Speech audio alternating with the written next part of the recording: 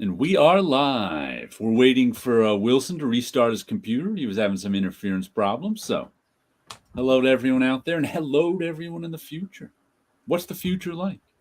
Give us a report. Well, I am in the future in the year 2000, Uh and they still have corn dogs. huh. I'm in the future, the year 1990, when Deathlock was around and created. The far future of 1990.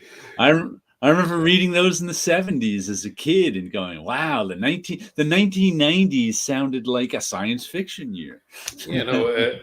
Rich Buckler had a very grim view of society if he thought that in 16 years it was all going to go downhill.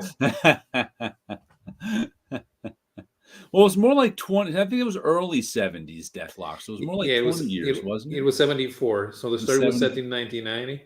1990. I Mhm. believed it. Miss you guys. I hope to catch you later on and watch. I'm still in the Hunter and Superman. Okay, Mr. Gretzky. Which Superman? Who knows? How to get my car inspected today.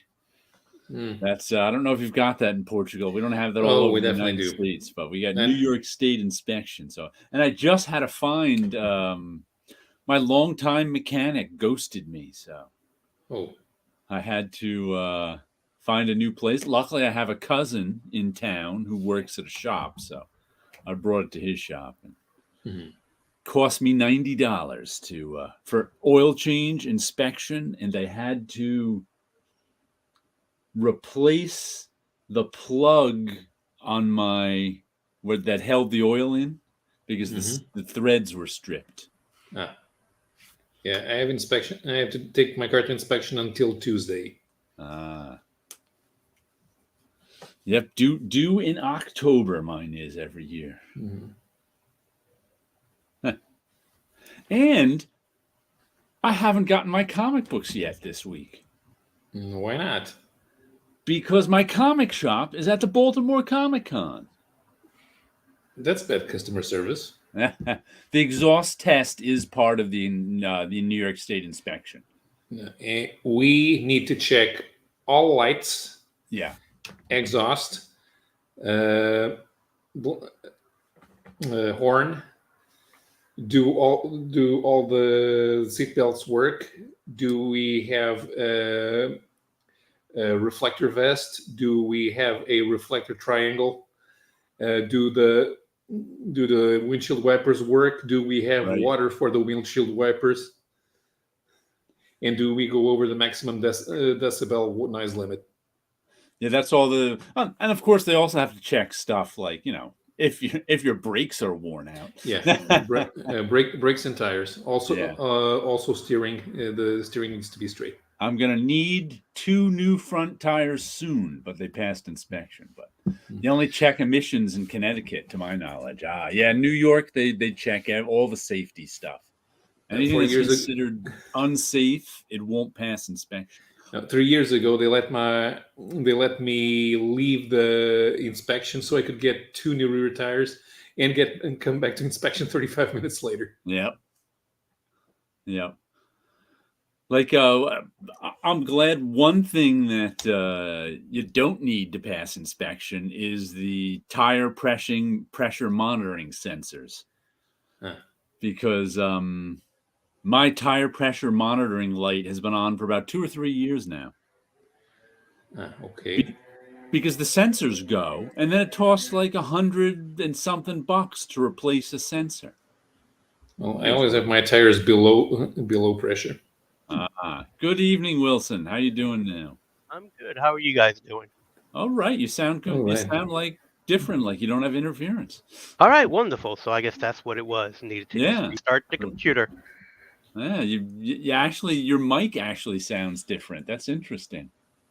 Oh, okay. Wow. Let's see. They don't care about safety here in Oregon, I guess. Just environmental safety. Happy Halloween, everyone. Wear Jared Paul or Draculas. I'm not Dracula. I am generated by artificial intelligence. Yeah, so I didn't get my comics yet this week. Didn't get to make my video. I'll be making it tomorrow because my comic shop is at the Baltimore Comic Con. They all went. They all went. They all went. And I think it's one of, but my comic shop is a small one. I think they're only open 3 days a week. I think they're open Wednesday, Thursday, and Saturday. Okay. Because it's like, the guy does it sort of almost as a hobby. Cyber Paulo. And there's like there's actually 2 people who work there, and there's a third who works there sometimes, but and also one of the guy's sons, he'll be there on Saturday, I think. So he's got a teenage son who'll be running the shop on Saturday, so I can go in and get my comics. I think that's like the kid's Saturday job, man.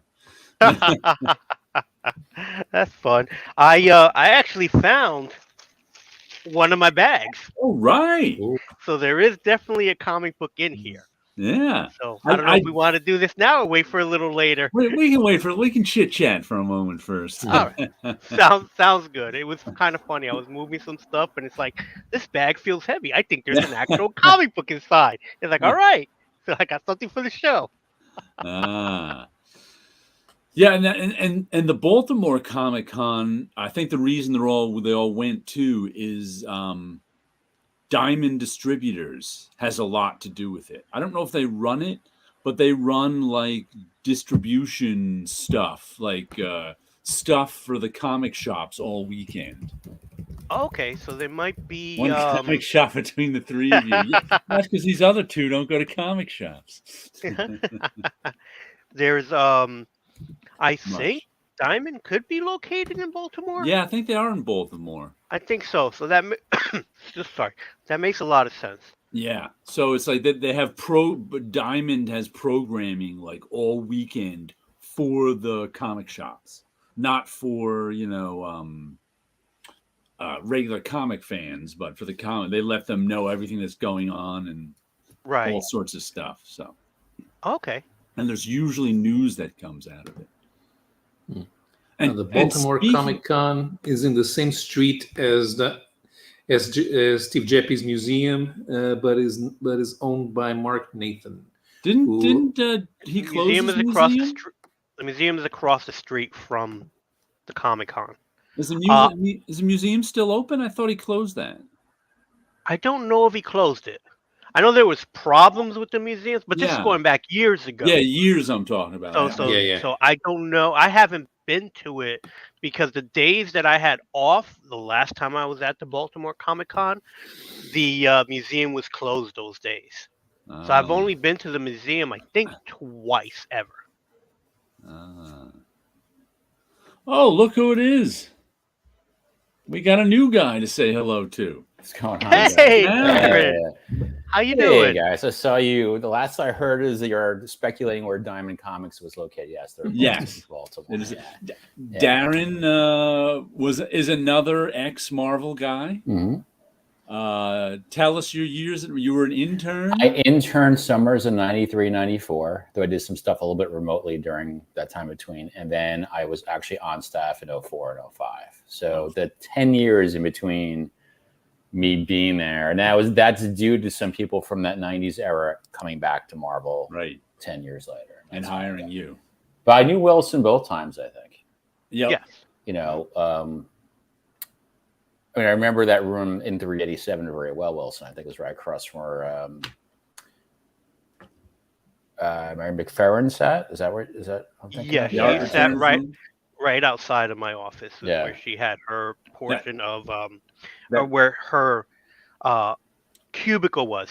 Mm-hmm. Wilson's little windowless room with stacks of art in it. Yep, with a half door. Yeah. I always felt like I should put pies on the door. Cool. It was an amazing thing. I'm sorry? And a half door at the stat room in 387. Yes, that's right. And the library also had a half door. Oh, okay. It was an amazing thing to see, though, honestly, that room, Wilson, that you were managing, that the stacks of art. Yes. I mean, that's an amazing, especially during that time. So. Yeah, it was well organized because the person who did art returns right before me, Ruth De Hoya, she did a fantastic job with organization. The only thing that she didn't know was she didn't read the comics. So they would be piles of artwork that would be. So what would happen is a piece of artwork would go to the stat room. It would get they would make a stat from it. Stat is shorthand for photostat. It was just a really fancy photocopy, and that would be used in the creation of a paste up mechanical for the book to be printed. So the original artwork would kind of be off to the side and then kind of delivered all at once. And it would just be a piece of artwork that may or may not be stamped where it came from. So she would have a pile of one-offs, one-pagers that were just there because she wasn't reading the books. But I read the books 13 years prior, coming in, that I was able to go through it and go, oh, this is a Web of Spider-Man issue. I remember reading it. I could figure out where it came from. And then, sometimes I could just look at it and go, oh, this had to be from this particular storyline. So this would have came from this era. And then it was just tracking down from there where to go. And then and this was you catching up on decades maybe worth of returns that were piled up there? I caught up on literally decades of returns because of... It's unbelievable. It's a combination. All the stories that you hear about what happened with the artwork are all true and they're all false. That's the thing. It's like so many things. Something as simple as we had flat files. For those who don't know, flat files are just these big art files that are literally flat. They're filing cabinets that have big, long, thin drawers in them that you can put big pieces of paper in. So the drawer is only about 2 inches tall, but it's 3 feet wide and two or 3 feet deep. That's what artwork is. And man, were those things heavy. Oh yeah, they were heavy. Steel. Yeah. Full of artwork, and occasionally a piece of artwork would slide to the back. Slide back. Yeah. So once I realized that, every few months I would go to the editor's office and go, "Can I check your flat files?" And just pull out the bottom ones, because whenever they fell on the top, they slid down to the bottoms, and I would be pulling out artwork that way. Because again, there was no malice, there was no mistreatment. It was just something fell. Right. So there was things like that going on.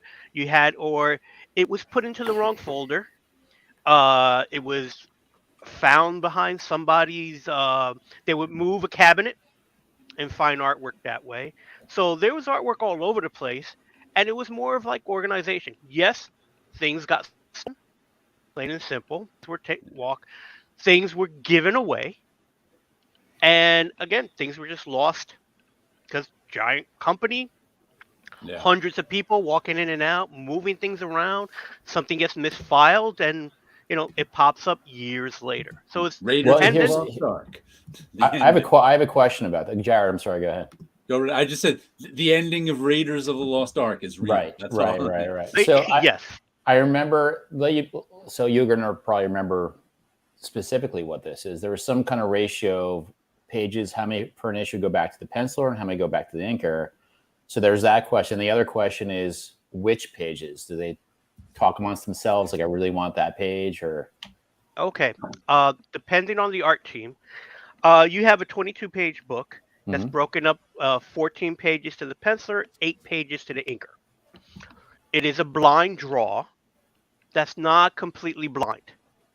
Because you do a blind draw between 8 pages and 14. 8 pages and 14. How do you deal with the 2-page spreads? How do you deal with splash pages? All that type of stuff. So, yes, it is blind. I usually did a count. You just count it through and pull out pages willy-nilly, and then you look at the pages and try to balance it a little bit, but at the same time, they would think things would be put into place. If there was a 2-page spread going to the penciler, the splash page most likely would go to the inker. Things like that to make it somewhat a little more fair. Equitable, yeah. Now, then you would have return guys before Wilson got fired because it wasn't a blind draw. He was making deals with the artists. Yeah, so be calling up people and say, "Hey, if you want this page, let me get that page," or stuff like that. You want that double-page spread? How about giving me a page? And eventually Marvel found out about it and said, "See ya."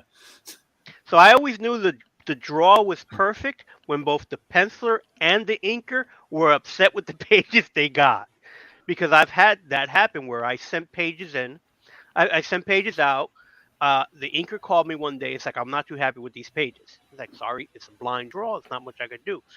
Half an hour later, the penciler calls and he's unhappy with the pages. Yeah. And I realized, well, you guys could call each other and trade off whatever pages you want. Because once it's out of my hands, it's out of my hands. They say that's what's the thing about deal making in general. You know, you've made a good deal if no party is 100% happy. Exactly, and that's what I try to. Okay, by today's values, you were handling hundreds of thousands of dollars, hundreds and thousands. Every now and then, I'll see a page pop up, and people are like, "This just sold for $4 million." X-Men, that Jim Lee X-Men #1 cover, didn't that sell recently for hundreds of thousands of dollars? I thought he had, you mean all 5 of them? Yeah.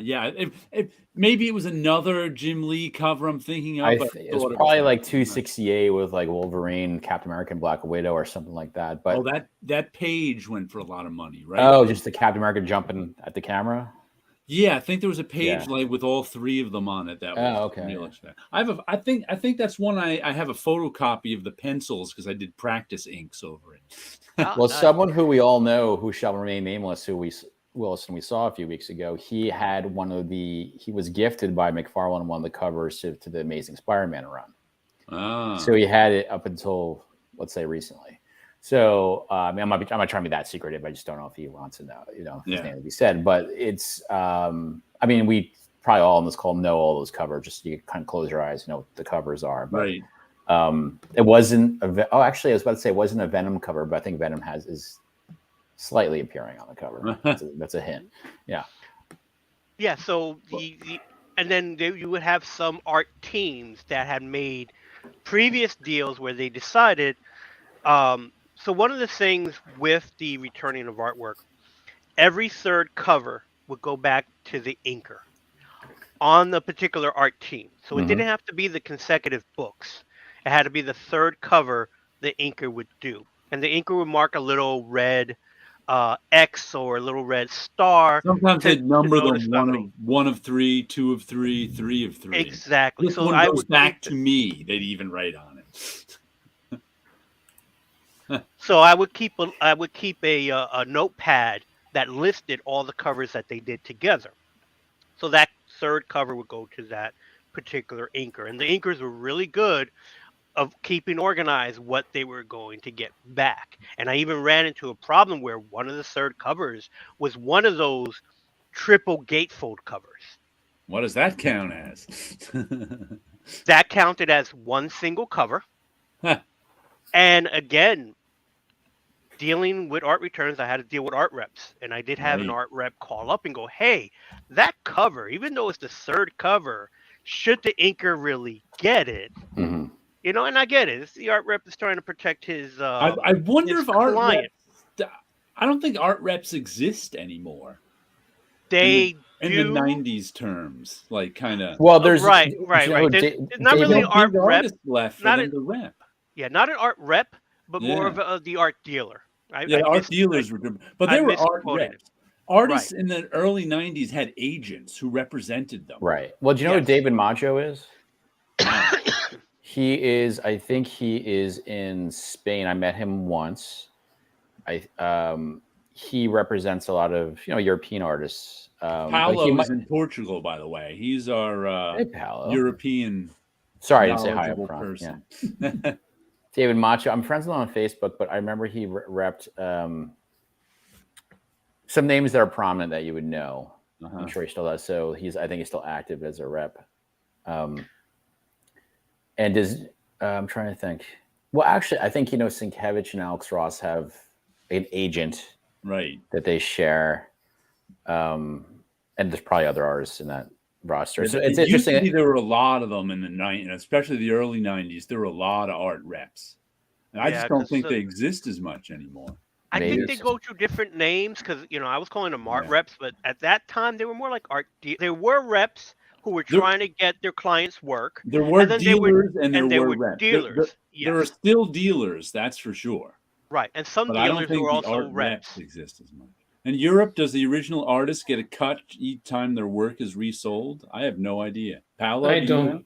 don't know, but I really doubt it. There's at a point there's just no way that you can keep track over who sold what to who. Which is why a lot of artists are embracing NFTs, be non-fungible tokens, because that actually keeps track and gives the artist a cut every time it's sold. Yeah, Because because it's like they yeah, were trying to get the concept of what a painters could possibly get, and then proving a provenance with that. But Right. it's hard to do that with the comic book art because is artwork being generated that's more of a production type of thing, commercial art, basically. So you would have, and again, like I was saying before, art reps, and then you would have dealers, Right.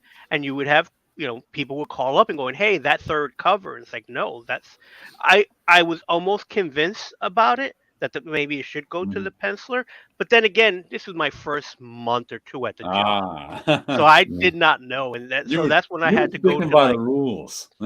yeah, so it was like, well, from what I understand, it goes this way, and again, kudos to the guy trying to protect His what he's guy. trying to sell, trying to protect his guy. But eventually, I was able to go to, at that time, it would have been Bob Harris was the editor in chief. So I went to him and go, Bob, tell me no. What? Yeah, just tell me no. No, thank you. That's all I needed. And I was able to go back and say, no, the editor in chief said no, and it's going to the inker who's supposed to get it. And then that was so I had a few run-ins, I guess would be the way of how art reps are, to the point where some of them were great, some of Art them that I'm dealers. still in contact with the art dealers, and then some Art- were just jerks. Yeah. Art 'Cause reps are the guys at the beginning of the process who are representing their client to get him work. right. And art dealers are on the other end when the work is done and is returned to the artist. They get the art to try and sell it.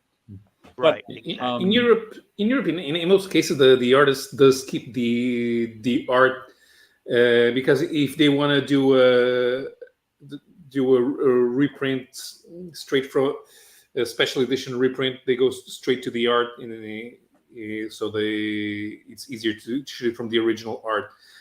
We had an exhibit for William Vance a few years ago. William Vance was a Belgian artist. The two main series he worked on were 13 and Bruno Brazil, and his widow kept all the art. So when it was time to do an exhibit, the organizers could get the pick of what they wanted to show. His widow Petra was William Vance's colorist. So good evening, Comic Rack. So I don't know if you AI guys... is really advancing by leaps and bounds. That just looks just like yeah, unbelievable. And now, you I have also a piece said, of art, Wilson, that sometimes artists had their own deal. Like I think it was like Jim Lee and Scott Williams, where they got Scott Williams got every third whole issue or something like that. Yes, that was the other thing I was going to mention, that sometimes if an art team has been working together for a while, then you would have that kind of deal that every third book went to the inker and he would get a full complete book. These were far and few in between because there's not too many. At that time, there was only a handful of art teams that always worked together. Right. So you would have that kind of deal in place. And so what would happen is they would write me a letter, so I would have proof that says this is the way they would like this book to be broken up. And I was more than happy to do that because, again, it makes it easier, so I don't have to break anything up. And they enjoyed it. It made my life easier, so I went like that. And then a few artists would have certain things like that in place, where some artists would have the artwork go directly to their dealer. Like the artwork would not even go to them. They would have, again, paperwork was signed that it would say, okay, please send this directly to the art dealer, so they didn't even have to worry about touching the artwork themselves. Sleepy Reader sees Mobius art for sale. Oh. Yeah, that I'm not surprised. But he did a lot of art. Yeah, and for example, Hergé's art are most. There are some scattered pieces, but most of it is in the hands of Hergé's widow and the asshole she married after Hergé died. And I think the Asterix art is all over the place, but I'm sure Dargaud keeps copies. I think that Dupuis are in control of all of the Michel Vaillant art produced by Jean Graton. So it kind of depends. They're for sale on Heritage Blueberry pages. Oh, okay. That's some old Mobius. Did he do? When did he do Blueberry? Was that like the 60s or the 70s? That was It started in 1962. He wasn't even called Mobius then. Wow, that's a. Yeah, I had always assumed it was after like all that RZX stuff because it was published by Marvel after the RZX stuff. So I always thought that was a sequence, but I guess it wasn't. No, it started in 1962. It was published in Pilote magazine. That was so he only started using the name Mobius when he helped co-found Metal Hurlant with. So was he Jean Girard at that point? With it was always Jean Giraud. I was close. His first credited work was he started as an assistant to Gigé, who had a Western comic in the 50s called Jerry Spring, and Giraud was his assistant, and he was credited on the 9th or 10th. Don't worry, Darren. It's a theme on this show that Paulo teaches me how to pronounce all these European names. God, at least I knew his name. Sometimes I even remember that stuff. I mean, the timing makes sense because it was simultaneous, I guess, with the spaghetti westerns, right? That was coming out in the 60s, right? All that stuff. Yes, the first album was in 1962. Although the series was conceived by the writer Jean-Michel Charlier. So Darren, Charlier even lived in the U.S. for a while. When you were at Marvel in 0405, what was your actual job there? What was your marketing sales coordinator would be the actual. So you dealt with Diamond all the time, right? Yes, I dealt with a little more actually when I was at Teshkill after, but like I did deal. Yes, I did. Now did you ever go down to the Baltimore Comic-Con when they had their like programming for? I didn't go to Baltimore Comic-Con, but I did make a trip down to Diamond once, post-Marvel with Sven Larson, just to meet with, and they had their own. You know what? Now I think about it, actually, it probably was their annual retailers conference. Oh, they have a retailer summit, right? Yeah. I mean, I don't know if that's gone away, the dinosaur, but no, I think that's still around. They still do it, yeah, and they have like a kind of a lunch. But now that Diamond is not Diamond how they used to be, maybe not. I haven't, I mean, when all that got so fractured during COVID. Right. I need to go back and see who's distributing what because it seems like it's just split between 3 distributors now. But each with their own exclusives. Right. Marvel is through Penguin Books. Penguin now, yes. DC is through whatever they're called. Moon something. I don't recall. Oh yeah, which might be. Isn't it Midtown Comics in disguise? Basically, I can't. They may have quit. There was 2 they were going through. One was Midtown Comics in disguise, and one was somebody else. And one of the 2 quit. I think it was Midtown who quit, but I'm not 100% sure. Luna. Right. There you go, Luna. Right. I mean, like the stuff I was like privy to, and this is not like insider information, but like as you're on like the marketing sales team, so like. I would know off the top of my head, maybe the top 50 to 100 accounts, who's like spending the most money, and like that kind of stuff. And I dealt with the bookstore. God, it's been a while. It's like the bookstore distributors, which changed up a bit while I was there. But I dealt with Diamond a bit, and it's that's the kind of thing where you can say, and again, this is not really insider stuff. Like, say if we. On the inside of Marvel, say if we know there's a certain book that we feel is under ordered, there's some plot point of the book, there's something that we could kind of wink, hint at Diamond, you might want to order heavier on this book because I'll give you an example. Happened just before I got there, or just as I was getting there. This is the second time. That was when that was Astonishing X-Men, Joss Whedon, John Cassaday, whose art I love. That was when Colossus was returning from the dead. Okay. And that was a closely held secret, I think, that they were bringing him back. Okay. So that's the kind of thing where, like, you could say, do we think this is under order by the retailers because they don't know, but they don't want to know the secret. You'd want to let Diamond know. Maybe you want to order heavier because there's going to be reorder activity. Something is going to happen. Yeah. It looks like Luna is discount comic book service in disguise. Right. Okay. There you go. And that was when that stuff happened over the last year and a half, 2 years. Mm-hmm. That was the protest, if you will, that other retailers had. That means our direct competitor is going to have access knowing to how much we're ordering. Because they're like basically retailer and distributor, which seems like a conflict of interest, which it could be.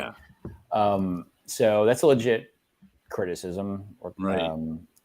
So it's that kind of stuff. But like, I wasn't into the weeds. I mean, I was last year in 04 and 05. So really, I dealt with the retailers. I worked with I don't want me to bore you guys with this stuff, but like I worked with the external PR firm. Like if it was PR we needed for what I call the geek sites, Comic Book Resources and Newsarama and all that, like they speak our language. We know what each other's talking about. If it's dealing with mainstream press who don't know the stuff, then there was an external PR firm that probably still is, especially in this day with all the movies, and so I often was translating what I call geek speak into civilian speak. Like, this is why this is important. This is what a penciler does. Okay. This is what this character does. But that's how, let's say I'll make this up, Comic Book Resources. Hey, we'd love to have some exclusive preview pages of the new Avengers, whatever. Mm-hmm. That's where like I would have to. It wasn't up to me. I would just kind of coordinate and like ask, like your David Gabriels and John Dokes and Dan Buckleys of the world, like, hey, is this cool? Yeah, sure. Go ahead to go talk to Tom Brevoort and see what he can and see what's okay with him. And that's how that kind of stuff happens. So it's basically you trying to throw everyone a bone, making all the people give you coverage happy, and not making mistakes. It's easy to make a mistake, especially when you're younger with that stuff, like accidentally saying the wrong thing to a retailer or to a distributor or to a website. And so I like to play it kind of conservative.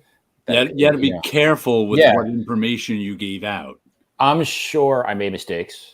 I mean, it's easy to make mistakes, but like, I don't know if you guys noticed, I worked at a talent agency before, one of the big ones, which goes back to what you were saying, Wilson, about talent agents and all that stuff. So I was like, this is kind of an entourage scenario. But one of the things that's kind of like a brutal workplace. But one of the things I liked in their kind of like employee handbook is like they say you will make mistakes, try to make them small mistakes and infrequent. And that kind of stuck with me. Like, I think I'm pretty good. I think I'm pretty diligent, but like, I'm sure I've said things that people like, oh man, I wish I hadn't said that. I didn't realize it was wrong, maybe even until like a year later. All those things. That's just work experience and maturity, right? So, question for Paulo here from Sleepy Reader: were westerns already very common in Euro comics when Blueberry came out? Somewhat. Now, Blueberry, as I said, came in on the steps of Jerry Spring. And Jerry Spring's creator Gigi, he was familiar with Charlier, of course, before they founded Pilote magazine. Charlier was published in Spirou, in Le Journal de Spirou, which was the big competitor to Le Journal de Tintin in the French-speaking world. So Jerry Spring was the first successful Western comic made in the French-speaking world. There were a few other Westerns that were published in the petit format. So those would be the digests produced in the city of Lyon, which were cheaply produced. They imitated American styles, and they were mostly drawn by Italians. And they also licensed Italian material. And by that time, that Jerry Spring and then Blueberry were created, you already had two breakout hits from Italy. One was Tex, which was created by Gianluigi Bonelli. I think it started in 1948. And the other one was Il Grande Black, which was made in a studio of 3 people, where they changed the writing and art between all 3. Oh. And so those Il Grande Black eventually disappeared. Text is still going on. It's way past 800 monthly issues. Wow. And has never been rebooted with a new number 1. Huh. Wow, that's a lot. Yes. It's a lot of issues. Probably count on a couple of hands. Good evening, Comics Unlimited 666, the Devil's comic book channel. That's right. I mean, we were talking about the other day about like how the Mobius, the epic stuff from the 80s, the beautiful epic stuff. Oh, yeah. I was long out of print and very pricey on eBay. And I wish I'd bought them new at the time. The Mobius epic stuff. Yeah. Mm-hmm. I just love the production design of just the cover. Like, I just thought they were beautiful books. And that was my introduction to just his art. Yeah. I'd probably seen his art before, probably like in heavy metal stuff. I had seen his art before. I knew who he was, but almost nothing of his was available until that Marvel stuff, really, over here. There was some stuff in heavy metal, but I didn't buy heavy metal regularly. It's not like heavy metal was putting out many. Occasionally, you'd get a special heavy metal issue was a collection of stuff. Mm-hmm. I think I bought a couple of those over the years, but only a couple. So it was like, and I would see like articles on Mobius, but I couldn't get any Mobius comics. Was there any? Had Blueberry been published by Catalan Communications before the epic stuff? I remember Catalan brought. No, I don't think so. I don't remember Catalan having any Mobius stuff.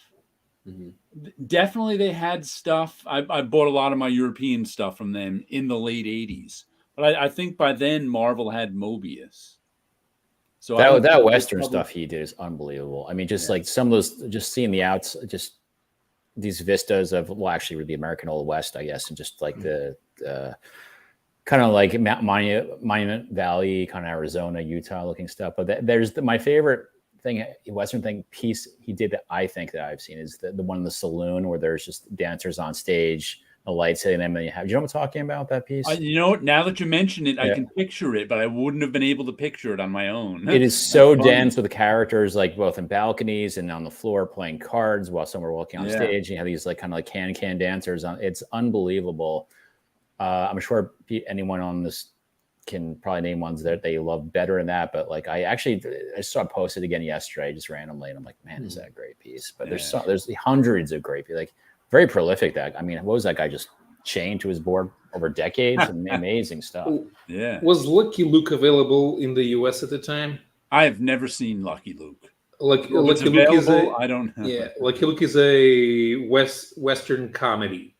Was that him, or was that a talent? No, it was the artist was called Simon Morris. Okay. His real name was Maurice de Bever.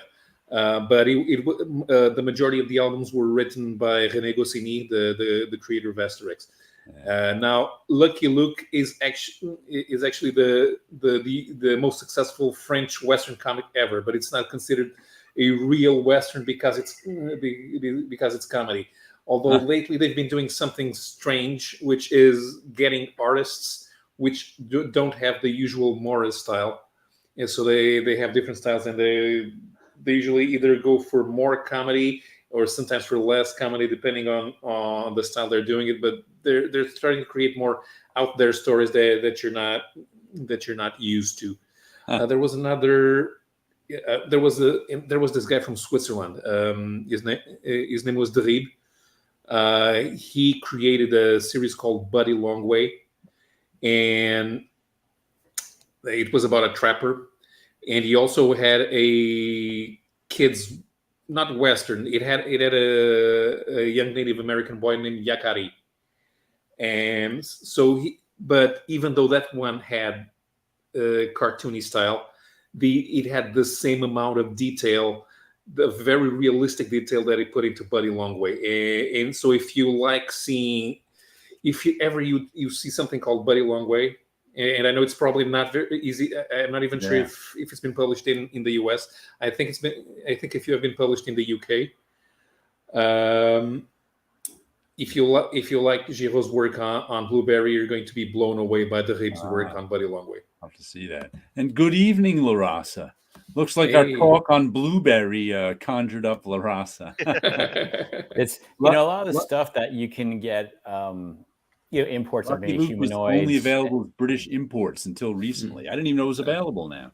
Right. Anyway, Darren. The stuff that was written and published in France, Spain, Portugal, Italy, like the stuff that you can get over here that has been translated. So it's the original is kind of imported.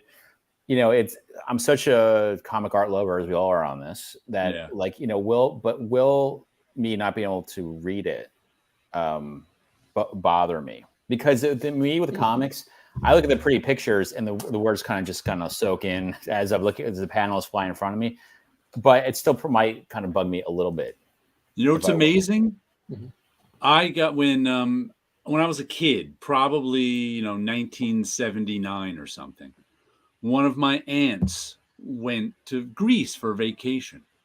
And she's like, "Oh, do you want me to bring you back something?" And I'm like, "Bring me back a comic book." So she brought me back this comic book, which I still have, which is a Hagar the Horrible comic, but it's in Greece. And on this show a month or two, sometime this summer, someone gave me the idea to use Google Translate on it. And sure enough, it worked. You aim your iPad or phone at the comic book page, hit Google Translate, and it translates all the balloons for you. I was like, whoa, look at that. So I could finally read this Hagar the Horrible. So I got here a European Western that you guys have never heard of. Yeah. So this is Matt Marriott. Ah. And it's a British comic strip. It was created for the Evening News newspaper, and it started in 1955. So the writer is called James Edgar, and the artist is Tony Weir. And nobody in the U.S. probably has ever heard of them because British artists did not exist before 2000 AD apparently. Yeah. Sleepy says, "I see Lucky Luke in the kids section of bookstores now." Yeah, it's appropriate. And so let me show you some of the art here on Matt Marriott. This is not considered the most polished of the British Western strips. Let's see. We'll give there was one called Matt.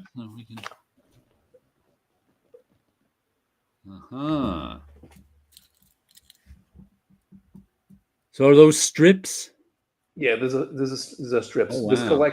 This collection, the anthology of classic comics, was only for newspaper strip reprints in an album format. Okay. Kind of reminds me of the Al Williams stuff that he did for Secret Agent X9. Yeah.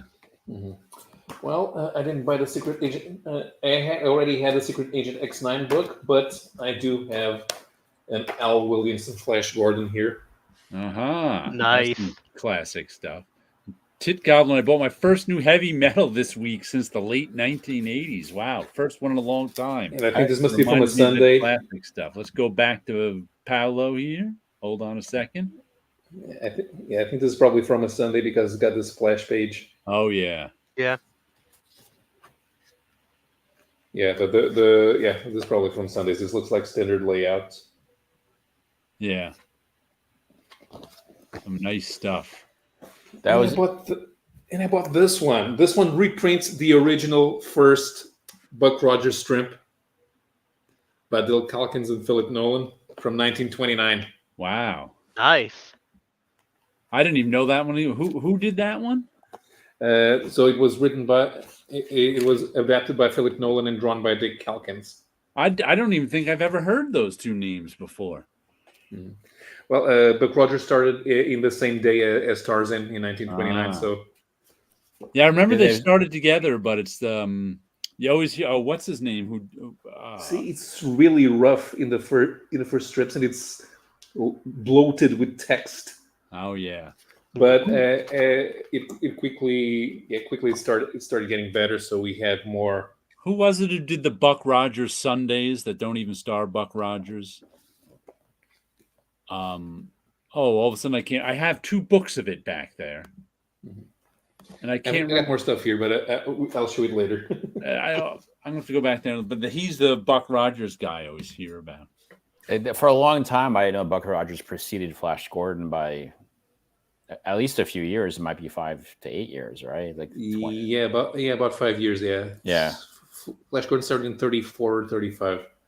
I don't know why it was in my head that Flash Gordon came first for a while, but maybe it's because I don't know. Maybe it's because Flash Gordon, I think, became a bit more popular. I mean, there was serials, matinee like serials for both of them. Oh yeah. You know. That started in 1948. The creator was called Gianluigi Bonelli.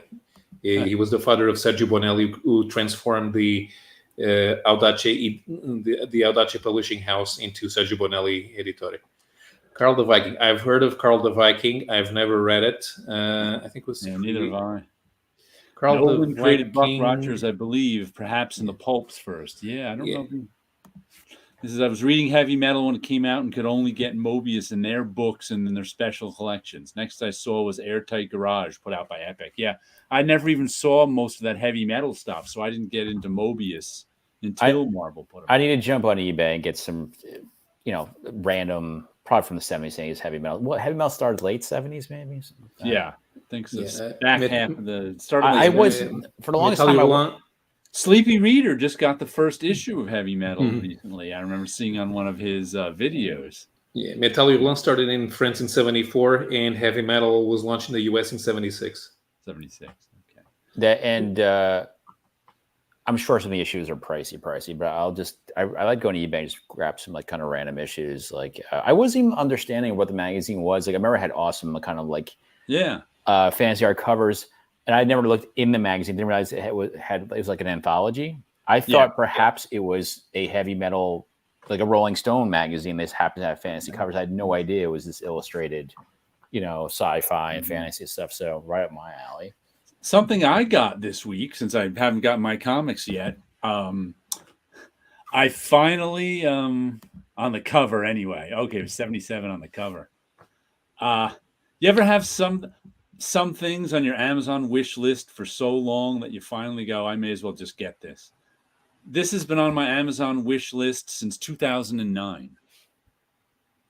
So I finally went, I may as well buy, because my Amazon wish list a lot of the times is for my family to buy me stuff, like for my birthdays and Christmases, so they can get me stuff that I like. Right. And if they don't pick it, it sits there for a while, for 13 years. But this is Charlie's War, Volume 4. Volume 4. I don't know if you ever read this one. This is Pat Mills. Pat Mills and Joe Calhoun. I know Pat Mills. Did he write Martial Law? He did. He was one of the creators of 2000 AD, but that strip predates 2000 AD. Mm-hmm. And it and I already have volumes 1, 3, and 5. So I've always meant to fill in volumes 2 and 4. Yet there they've sat on my Amazon wish list for so long that I now have to get them used. Here, I'll show you some pages. And it's a World War I story. Really nice. I especially like British World War I stories because they're so like casual about the horrors of they're all about the horrors of World War I, but there's like a stiff upper lip casualness to it too. And they're obviously published magazine size at some time. Yeah, I don't remember the exact magazine where that was published, but it should say that somewhere in the intro. Before. Let me see if it's. But I'm gonna go back and read all 5 of them because I haven't read the first. I probably got the other 3 volumes I have in 2009. What was the cover? Is the cover a photo though, not an illustration? Yeah, the cover is a photo. There's an introduction by Tariq Goddard. Is there a reason why the cover is a photo? Is it? I don't know. Oh. It was probably Titan's Books idea. Titan Books. Somebody at Titan Books said, "Hey, why don't we take this book of art and put a photo on the cover?" Well, ask Steve. Charlie's War to Egmont magazines. Egmont was the publisher. They bought IPC Quality. A cover photo used by permission of the Imperial War Museum. Okay. Does not give us the original magazine it ran in. Maybe Tariq tells us in Battle. Okay. I guess the magazine name was Battle. Yeah, they had a bunch of war magazines that just had one name, like Commando. Okay.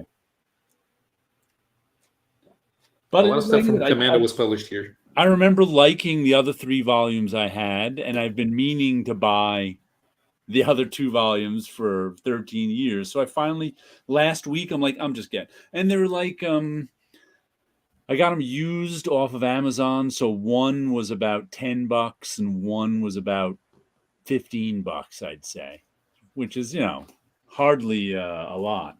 Yeah. This one came from Half Price Books, which is a pretty famous place. But yeah, the other one hasn't arrived yet because, they sent it media mail from California or Seattle. It'll crawl there, but it'll get there. So it'll take a while to get here. I was in the mood today to buy some books. I haven't done it yet, but I get that. I'll do it in waves. I think I'm probably pretty typical that way. Like you get into a little shopping spree. Like, fuck it, I'll buy this, and this. Comics Unlimited is going to watch the World Series. King's Road is here. I'll root for the Phillies. Just because there's so many friends who are down there. Yeah, I don't know any baseball fans anymore. Well, you're a huge football fan. I'm a huge football fan, but I don't know. I know plenty of football fans, but I don't really know any baseball fans anymore. It's amazing. I mean, let me ask you this. Do you you're a huge Giants fan, correct? Right. Okay. So do you kind of love when they're bad? They're not bad this year. But just saying, I feel like there's some pleasure in I'm so happy this year that they're winning games, because the last decade their games have been so hard. It's not even that they're bad; it's that they're unentertaining. The only way I've gotten through games in the last 2 or 3 years is by talking about them on Facebook as I watch them. That's how. I mean, they're anti-entertainment. That's how bad they are. It's just like. It's not fun. Well, yeah. Fortunately, you have a good season going on. Yeah, that's why I'm so happy. They're 6-1, and it's like, what? Where did this come from? I'm trying to think of the year. I think they won in 2005, 2007. Was it really 7, or was it a year? God, because I feel like I remember where.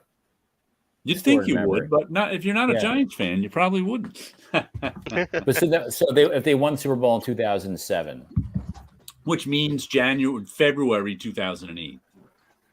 Oh, you're saying so they were good in the 2007 season. 2008 was the Super Bowl. That makes sense. No, it aligns with how my memory.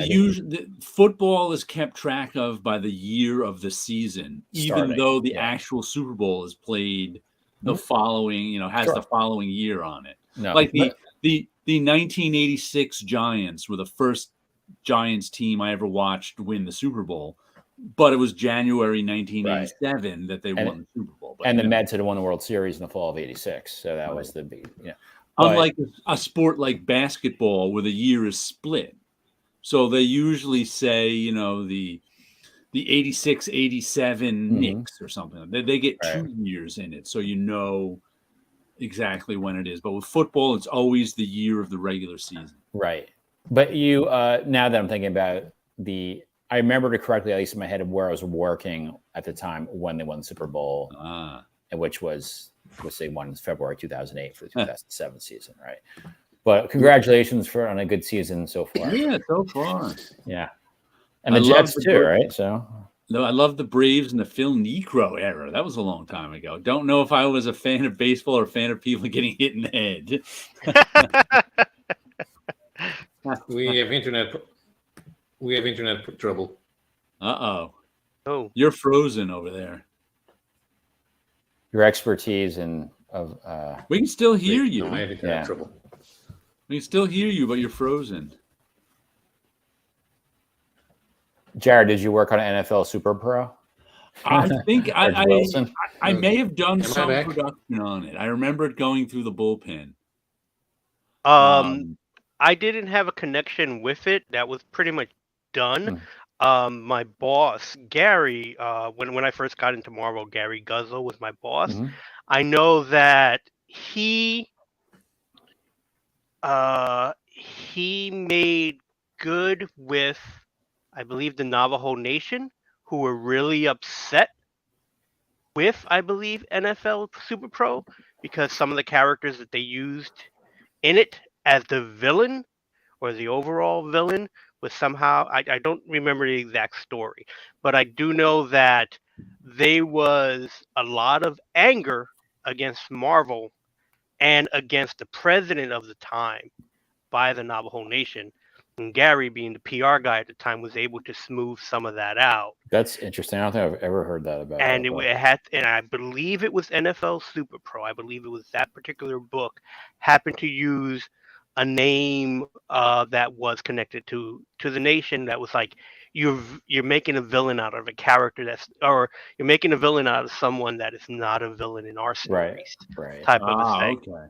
So that was the only thing I recall about NFL Super Pro. But I probably have an issue, but I never had a connection with it at all. I don't think I even saw artwork for it by the time I was there.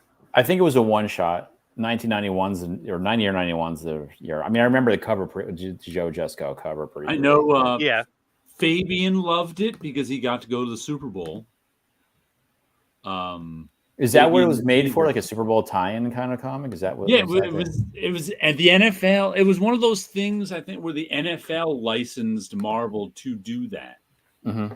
So it was like the NFL paid Marvel to do that. I got you. It was Barry Dutter had something to do with it too, because he always shows it off because Barry Dutter is now dealing in. Did you remember Barry Dutter? Were you there? Were you guys there? I don't think I knew him there, but I know him on Facebook. Right. On Facebook, he was an editor at Marvel, and on Facebook now he deals in comics. He lives in Southern California. Yeah, he's always showing collections he's buying. Right, and he always shows NFL Super Pro when he gets some. I think he had something to do with it too, either editorially or writing. But I think he worked on. I don't know why this comes to mind. I think he worked on Adventures of Captain America with Fabian and Kevin Maguire drew. That's and I've seen Fabian post on Facebook that he loves NFL Super Pro because he got to go to the Super Bowl because of it. Yeah. I mean, if I remember right, it came out in '91. I don't even remember. Don't quote me that. I'll tell you why. This is when I was still selling comics when I was in high school, the tail end, and it was a hot book for a minute. Yeah. Like when I say a hot book, I mean like you could flip it for like $4 or $5, and that would. Wow. And then if there's any Star Trek comic fans out there, the new IDW series is great so far. My first pull list since 1994, so he doesn't miss an issue. It takes place 3 years after Deep Space Nine. I'll tell you, Mr. Goblin, that my history of the Star Trek comics, like when I first started collecting comics, like in the 80s, at that time DC had the license. Right. I had no idea at that point that Marvel had the license earlier than that, late 70s, early 80s, and I didn't know how licensing worked at the time. So I'm like, how can that be? Like, I didn't realize it was a studio. How can it be a Marvel and a DC? Yeah, comic? how could that be? No and but IDW is what they do, like Star Trek, Green Lantern, Star Trek X-Men. They had a crossover. Oh, I think they did do those. Right, that's right. Planet of the Apes, maybe they did with Star Trek. I can't. Yeah. They crossed it over with a lot of stuff. I love a crossover. The more silly, the better. Planet of the Apes and King Kong ate that stuff up. Hey, Archie Punisher. Punisher. I have artwork from Archie Punisher sketch that Bat and Lash drew at conventions, and he drew a bunch of just sketches of Archie and Punisher together. Bat and Lash was the writer of that series, and he was an artist in his own right, and he happened to have done the Archie Punisher writing that, and that was my first convention event was with the Punisher Archie stuff. Speaking of Bat and Lash, he did the cover of the latest Ditko Mania number 97. Bat and Lash died, I think, in 2019. They mentioned so he did this a while ago, being that he's not still alive. But I just got this. I I got it like a month ago. I just haven't read it yet. It's been sitting in an envelope. I mean, I this don't know if is you've a fanzine, right? It's a fanzine put out by what's his name, Rob Imes. This is number 105 of 250, and it's Rob Imes, ROBIMES at yahoo.com. You can email him. Or just I think I'm in a Ditko group on Facebook where he posts in Ditko Mania. It might be the name of it in Facebook too. I mean, this stuff is such just PayPal him $4 and he mails you one. It's such a labor of love. I just so respect it. That it's like this kind of thing. Like if we could speculate like how many copies, and to me that doesn't matter because it's labor of love, right? So 250 copies according to this, right? That's you have like this subculture who loves this stuff, and that's what it's for. It's for, not everything has to be a giant money making venture. It's for the love of it. Articles written by various people for free. No one's making money off of this. Ditko's women is the theme of this one, so I guess we have some women. But I'm going to read. I don't know if I'm finally pulling it out of its plain brown envelope, but I'm going to read it actually because it's just been sitting in there for a month. I've been carrying it with me on my commute to read it, and I've been reading books on my iPad, so I never got to it. I'm going to pull that out and read. But they're just fun little. I've been buying I think the last time an issue came out was 2018, so there hasn't been an issue in 4 years. But I think I bought like a couple of them before this, and they're enjoyable. Yeah, it's amazing how the passage of time works because, like, when I started collecting comics, like, monthly comics, I started becoming aware of creators. This is like in '86. My knowledge, like my first encounter of his name might have been when he was on we started Speedball. And like you go to the comic store, and I could say they were old timers. They're probably in their late 30s, early 40s. People at the comic shop making a big deal about that Stan Lee and Steve Ditko are creating a new character together and blah, blah, blah. And like, you just, at my age at the time, just kind of shrugged my shoulders. But like, also it's, you're at a certain age, at least I was, at the time where I'm like, I didn't care for the Kirby stuff because it didn't look like, the flashy stuff that was coming about. Right. And then of course you mature out of that and you see, like, you really understand. You wanted new comics. It was, the Kirby stuff, it was so funky. I didn't realize how revolutionary it was at the time because I wasn't around for it at the time. And so it seemed kind of quaint because you'd see it in old comics. But later on, as you get more educated about it and like you just start to, but Ditko was so quirky and all that stuff. Like, I get it, it's cool. Yeah. And but I guess McFarlane took a lot of cues from going back to that stuff, the very kind of a life kind of, character, at least for Spider-Man. Bent them all around. Yeah. Got some of those weird Ditko poses, exaggerated them even more. Yeah, exactly. It's one of those things. And just to go back to Tit Goblin about Star Trek, I collected a lot of the DC stuff. I did collect the Marvel stuff. I did not know Go Key did stuff until years later, so I never went back to those.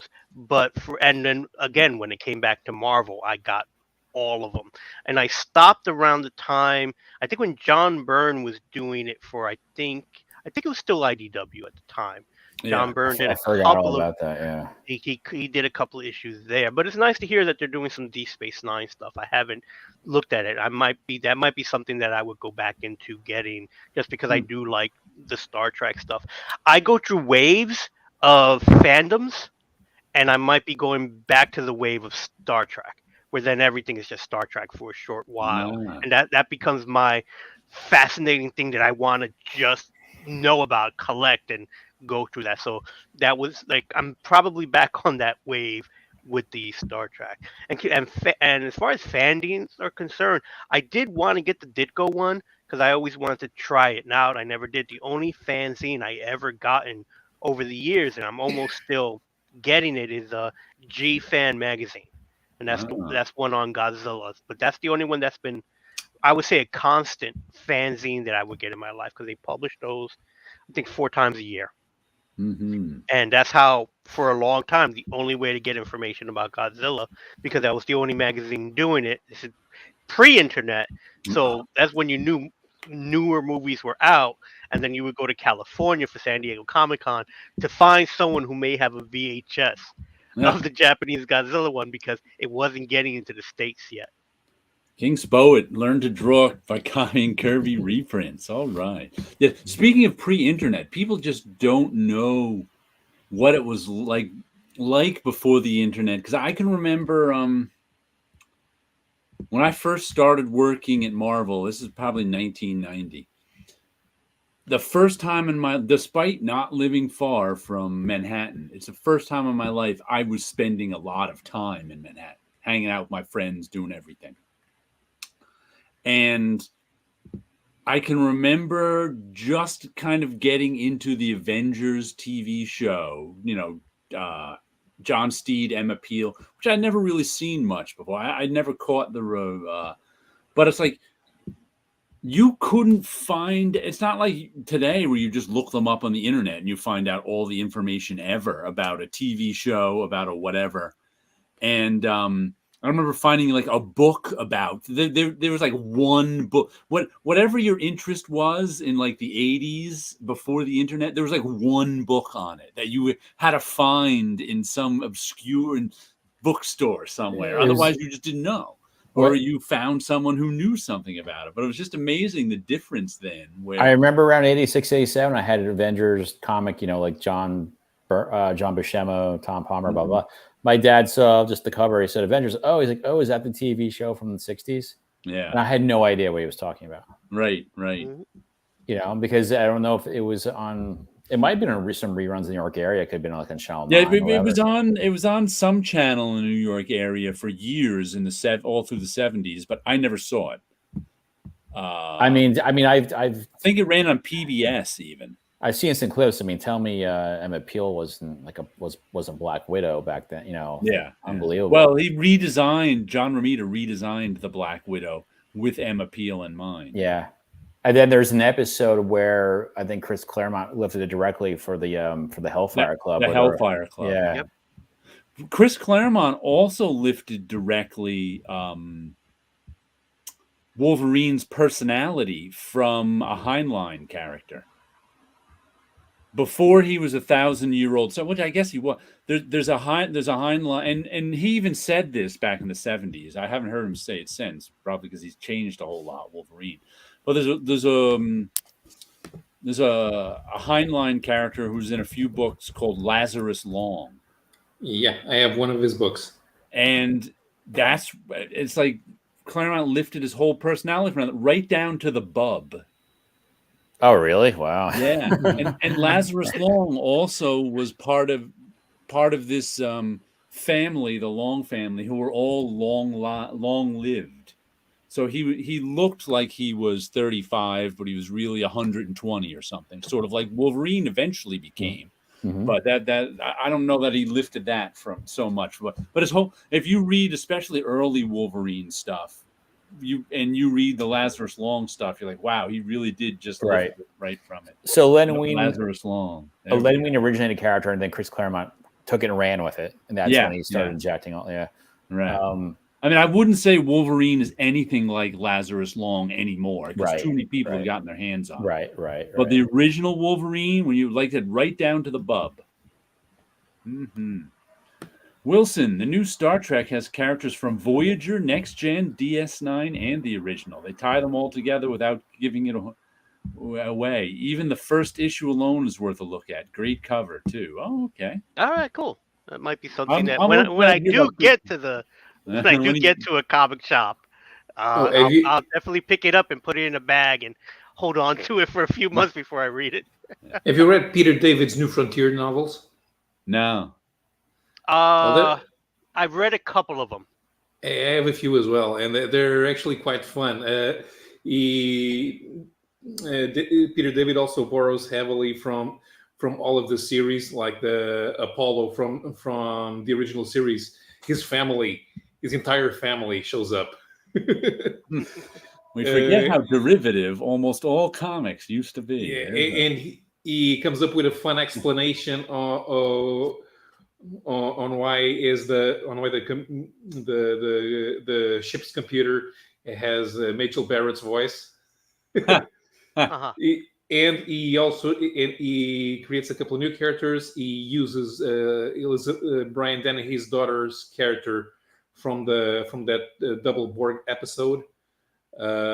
She was called Shelby, and he brings back Arex and Marez from the animated series. Yeah, he did a good job of just picking and choosing characters Yeah. that he wanted. So it's like here's a new Star Trek thing, but it's connected because of all the he didn't make up characters. He pulled them from the series. And then the captain, I think, is an original character. The captain is new, and so is the science officer. Hmm. So yeah, so I've read a bunch of them, not a lot, but I've read a few of them. I tend to, when I'm reading the novels, I tend to really like the original series novels. Those are the ones that I think I like the best. And one of the writers that I like a lot is I think it's Charlie Cox is his name. Well, he did different series, Isn't but he he did Daredevil? he is now, That's but good. but his last name is Cox. I forget his first name, but he wrote a great series that happened to deal with the Wrath of Khan era, and it was basically terrain in hell, and it bridges the gap between the original series Space Seed to um, Wrath of Khan, and fills in what life was on the planet and all the things that happened. He did a really good job with that. My friend Rob always read those Peter David Star Trek novels. He'd swear by them. Chubby Cox.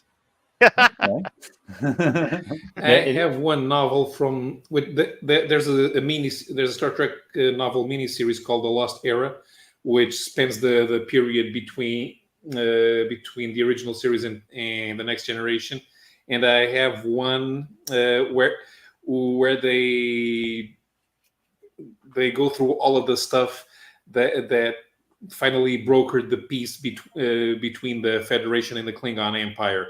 And the Worf as a child shows up. Lwaxana Troy shows up.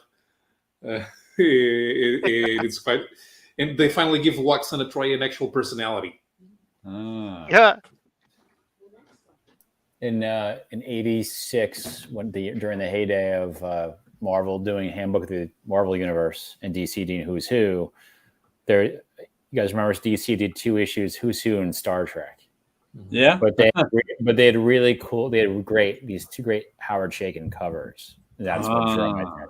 So I don't know that I've ever seen those. In '86, they probably came around the time when Star Trek 4 came out. They probably timed it with that. I don't think I saw those myself. Is Greg Cox is the writer's name? Greg Cox. Greg Cox. I recommend for Star Trek writers. He's really good, and he's done different series. And I believe he's one of those writers that I feel like when I'm reading the books, I feel like there's an episode. I'm going through an episode of Star Trek. But that handbook, I'm surprised I haven't seen that. I have a vague memory of it, but I don't know if I ever got it. I remember it's just 2 like issues. Yeah. I remember I would get those all the time. Like if one of those, even though I like in '86, I really wasn't collecting Marvel or DC anymore. I still would buy the handbooks just because they were fun to read. Yeah, like DC's Who's Who. There were websites before we had websites. Right. That's where we get all the information from. Right. Did they collect those yet? And I know, I'm sorry to interrupt, but like the Marvel Universe ones, like I knew that they were working on an omnibus. Maybe they came out. There was an Essentials of the Marvel Universe. Oh, that's a good idea. Okay. And I think they're coming out with an omnibus. If I'm not, I may have just read about it. I'm not 100% sure, but I think that they may either the one just came out or there might be one coming out soon. I have a memory of reading about that. They were fascinating to read because you're thinking how much work was put into this. They were easy to write because I was lucky enough to write a few entries for an updated one that I think was online, and I found out real quickly I'm not a writer, and it was one of those things where it's like trying to we would read the entry beforehand, And then so you're trying to speak in that voice, which is most likely Mark Grunwald's voice. Speak in that voice and give a summary of what has happened and updated. And I wrote a bunch of them. I don't know if they ever used them. I got paid for them, but I think they were for an online version of the handbook. So it's like I wrote entries, but I don't know what they ever actually did with them. But it was like those were not easy to write, because you're sitting there and you're reading the comic book and it's like, all right, what are the important things that happened to this character's life? And then just write it in someone else's voice. But it was a lot of fun. Right. Now it's all crowdsourced wikis, right? I mean, that's yeah. So basically, yeah. I love the art though they would commission for just like those. I mean, some of it was panels lifted from comics, but the main character figure would be like a new. Some were, and other ones were commissioned. The one for, I believe the character is Gladiator, who's an X-Men character. Yeah, for, big purple dude. The big purple dude with the mohawk, who's basically Superman. That was drawn by Kurt Swan. They commissioned Kurt Swan to draw that, and it was inked by, I want to say, Joe Rubinstein. That's interesting, because I associate Kurt Swan with DC. That's why you're mentioning. But he was hired to draw basically Marvel's Superman for that one and only panel shot. I don't know if that was Kurt Swan's only Marvel work, but it was just interesting because, you know, the trivia. They were smart. They were. It's a deep cut in joke that it's like, oh, we're going to get the Superman, the most known, well-known Superman artist to draw a Marvel Superman, and this is years before they invented who's kind of Superman now, the Hyperion. Sentry. I was going to say, how many Superman does Marvel have? Isn't there one in the Squadron Supreme? Right. Squadron Supreme and Squadron Sinister. They're both the same. Yes, and they rebooted the Squadron Supreme. I don't know how many times, because the Hyperion I think they've used the Hyperion they've been using for the last 20 years is two different Hyperions, which are not the one from the 70s and 80s Squadron Supreme, nor from the Squadron Sinister, nor the one from the Marvel Max series Supreme Power. Although that's where they use the Nighthawk from Supreme Power. The amount of Superman like knockoffs out there, like Wildstorm had a handful too. They had Mr. Majestic. Mr. Majestic, Union, and Apollo. Yeah. There's so many of them. Everyone makes their own Superman. Roll Liefeld at Supreme.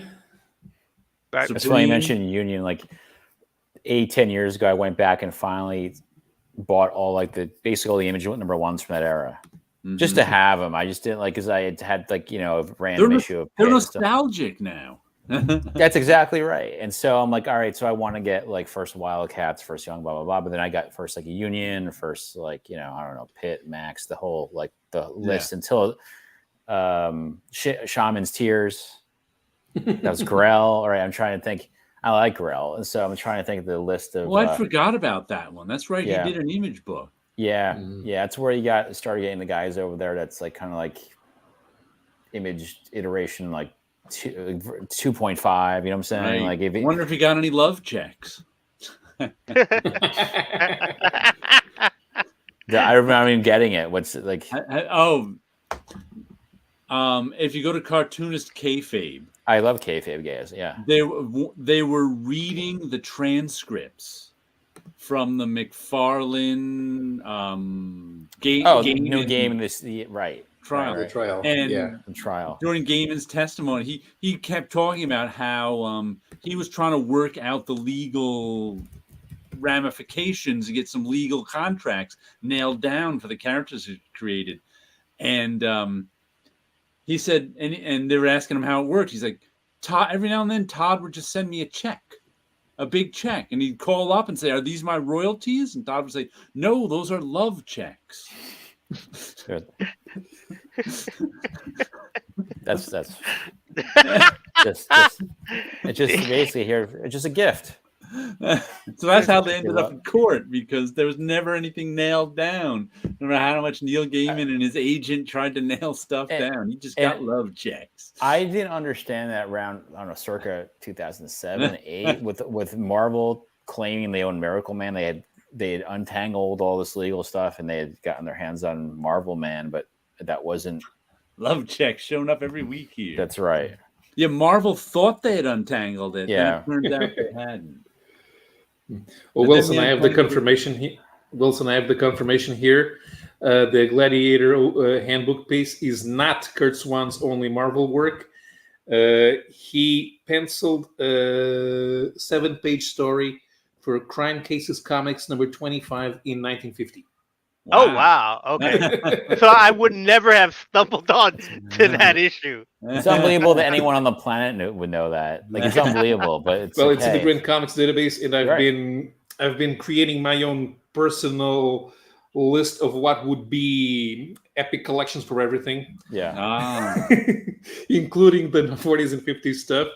Yeah, so I did an Excel sheet, and I have it here. So that issue has art by Kurt Swan, John Buscema, George Klein, and Ann Brewster in the 50s. That's another name that. Oh, sorry. Go ahead, Jared. No, yeah, I was just going to say, you'll find out that we all know a lot about comics history, but Paulo makes his own database. That's right. That's right. Well, like, he can recall and call up stuff that the rest of us go, huh? Right. Kurt Swan's another name that, like, the way I came across his name, I probably did know it a little bit earlier, but like in '88, I think it was the year, like he did that one-shot Superman, the Earth Stealers, which has a really nice painted cover. It's like, it was in the prestige format. Okay. And they made a big deal, Kurt Swan.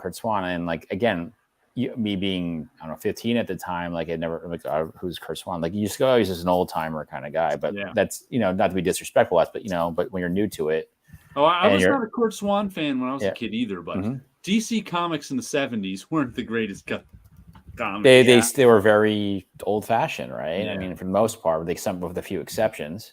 Mm-hmm. But that was another name from, and going back, you guys mentioned Al Williamson earlier. That's like, the stuff is incredible, but like, I probably had seen it. I just didn't know that was like these, like this lush kind of brush inking and all that stuff of Al Williamson and Alex Raymond and all that stuff. And it's like, you get such a respect for it now, but like at the time, you didn't really see it. It was like, I remember going to conventions in like the late 80s, and like you'd have, again, who I would perceive as old timers, probably younger than all of us right now, would buy those book collections of the newspaper strips over the years. And like, it didn't really appeal to me, but like now, like, I'd fill my shelves with those. Yeah. Yeah, I was buying a lot of the newer stuff, the new comics that were coming out, but it got to the point where I bought it all and I still wanted more stuff. And then I started finding and getting, because they didn't cost that much, they were in the quarter bins, a lot of the reprint books. So you had the Marvel Triple Actions and whatever was part of the Marvel Tales was the Spider-Man one, because I was a huge Spider-Man fan, so that was the one I needed to get, and that's how I got introduced to like Kirby and Romita Senior stuff, and I loved Romita Senior stuff. So I went going back and looking for it, and some of my very first books that I read, not collected, but read, were reprint Superman stuff. And Kurt Swan did so many things, and it wasn't just Superman. It was whatever tie-in book Superman was in, Kurt Swan was doing the artwork. He did so much artwork that when I was buying art, his art was affordable. So I have a Superman page, a Kurt Swan Superman page, because it was a little easier to get than current Superman. So it was one of those things where, and again, he did so many pages that they were not hard to find. I don't know what they're going for now, but it was one of those things that's like, at that time that I was collecting artwork, and I mentioned this before, it's like I was very selected in what I got, because I always approached the artists themselves to buy the artwork, because I knew the problems art returns had in the past. So and 9 times out of 10, the artist would just give me the artwork. But it's like I always offered to pay, because I did not want them beholden to me at all. Right. And then that's why I switched from buying original artwork to having them commission to draw a character I created. So this way here, they knew I wasn't going to resell that or try to do what older art returns people did. Speaking of when you said you didn't want, you mentioned before, or somebody mentioned before, that an editor had a McFarlane cover that he gave him, that McFarlane gave to the editor. That happened all the time. Yes. That's how the artists would try to stay in good with the editors. They'd give them original artwork just because, they wanted they wanted their job. So that was like common practice to gift different editorial people artwork from the book just because you wanted them to keep hiring you. But not only editors, I know artists who gave them to assistant editors. I know artists that gave them that's to, what I mean. if you never know when you sit that they weren't. No artist ever gave a bullpen or a page. Oh, okay. You gave the page. Maybe, hey, people who it could was hire you. No, the person I mentioned, I think they were the assistant editor at the time. Yeah, they give them to assistant. I've known them give stuff to it because you never know when that assistant editor isn't going to be a full editor to be able to hire you. It's just like when I was at the talent agency all those years ago. Like every agent has like their assistant or multiple assistants, and like it's in the talent, the actor's interest to not be rude to the assistant on the phone because that's their next generation of agents and studio executives and all that stuff. So basically, I think it's a political move. It's also but so I'm just saying that's why that editor ended up with Todd McFarlane Spider-Man cover. Todd McFarlane wanted to keep in good with him because, as Gil Kane said, you don't work for companies, you work for editors. Right. My last name being Kane, I'd be asked that a bit if I was related to Gil or Bob. The answer is no on both. But that's another guy whose art I saw later on. I liked quite a bit. I probably did see it earlier because he probably drew some Star Wars stuff back in the day, Gil Kane. But I liked his stuff quite a bit. I always liked Gil Kane stuff. I think he's one of those. And it's funny you mentioned Al Williamson before. He was one of those guys I read about, but I don't think I saw his work until the Star Wars movie adaptations, and I liked it. But he was like one of because did he do any mainstream comics in the 70s? I don't think so. You got me. I mean, I know that he inked Romita Jr. on Daredevil after all that, that's in the 90s. In the 70s, he was on Secret Agent X9. Right, he was doing comic strip stuff. Right, he was doing Star Wars comic strips. And I knew him from reading about him doing, stuff in the 50s and 60s. When he had a studio with Frank Frazetta. Yeah. But it was like I didn't know any of his, and I could, there'd be articles about that Secret Agent X9. There'd be articles about he was also doing a Star Wars comic strip, I think, in maybe the early 80s. But the only thing I saw of his were the movie adaptations. I think he did Empire and Jedi. Empire Strikes Back, he did, and that was in the 80s. The 70s stuff is Gold Key Comics, Twilight Zone, Grim Ghost. He did some stuff for DC. He did stuff for DC, like The Witching Hour, which is 1971.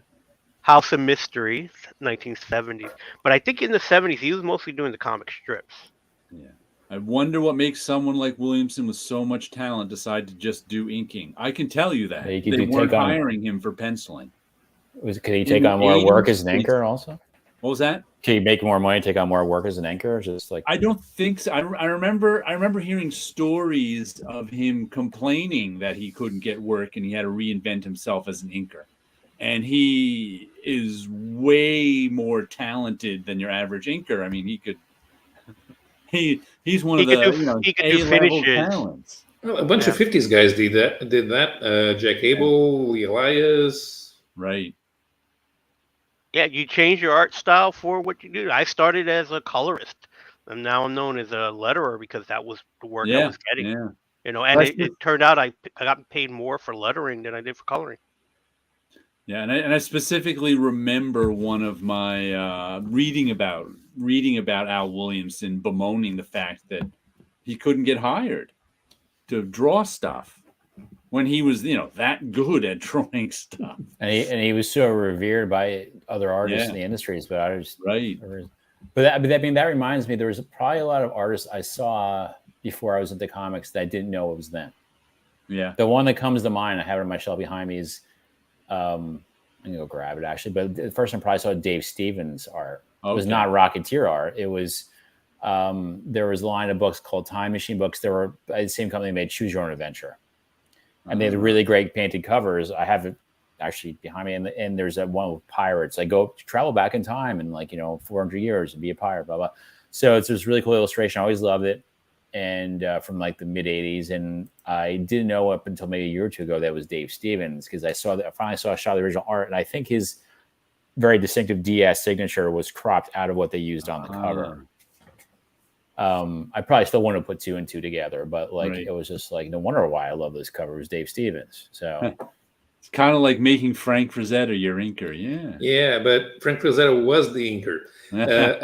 Al Williamson. There's a bunch of Angelo Torres artwork in Marvel in the 1950s, where the artwork was identified as being inked by Frazetta, because the studio was Al Williamson, Angelo Torres, and Frank Frazetta. And Torres and Frazetta worked a lot closer with each other. So if Torres was drawing a comic, Frazetta would usually ink it.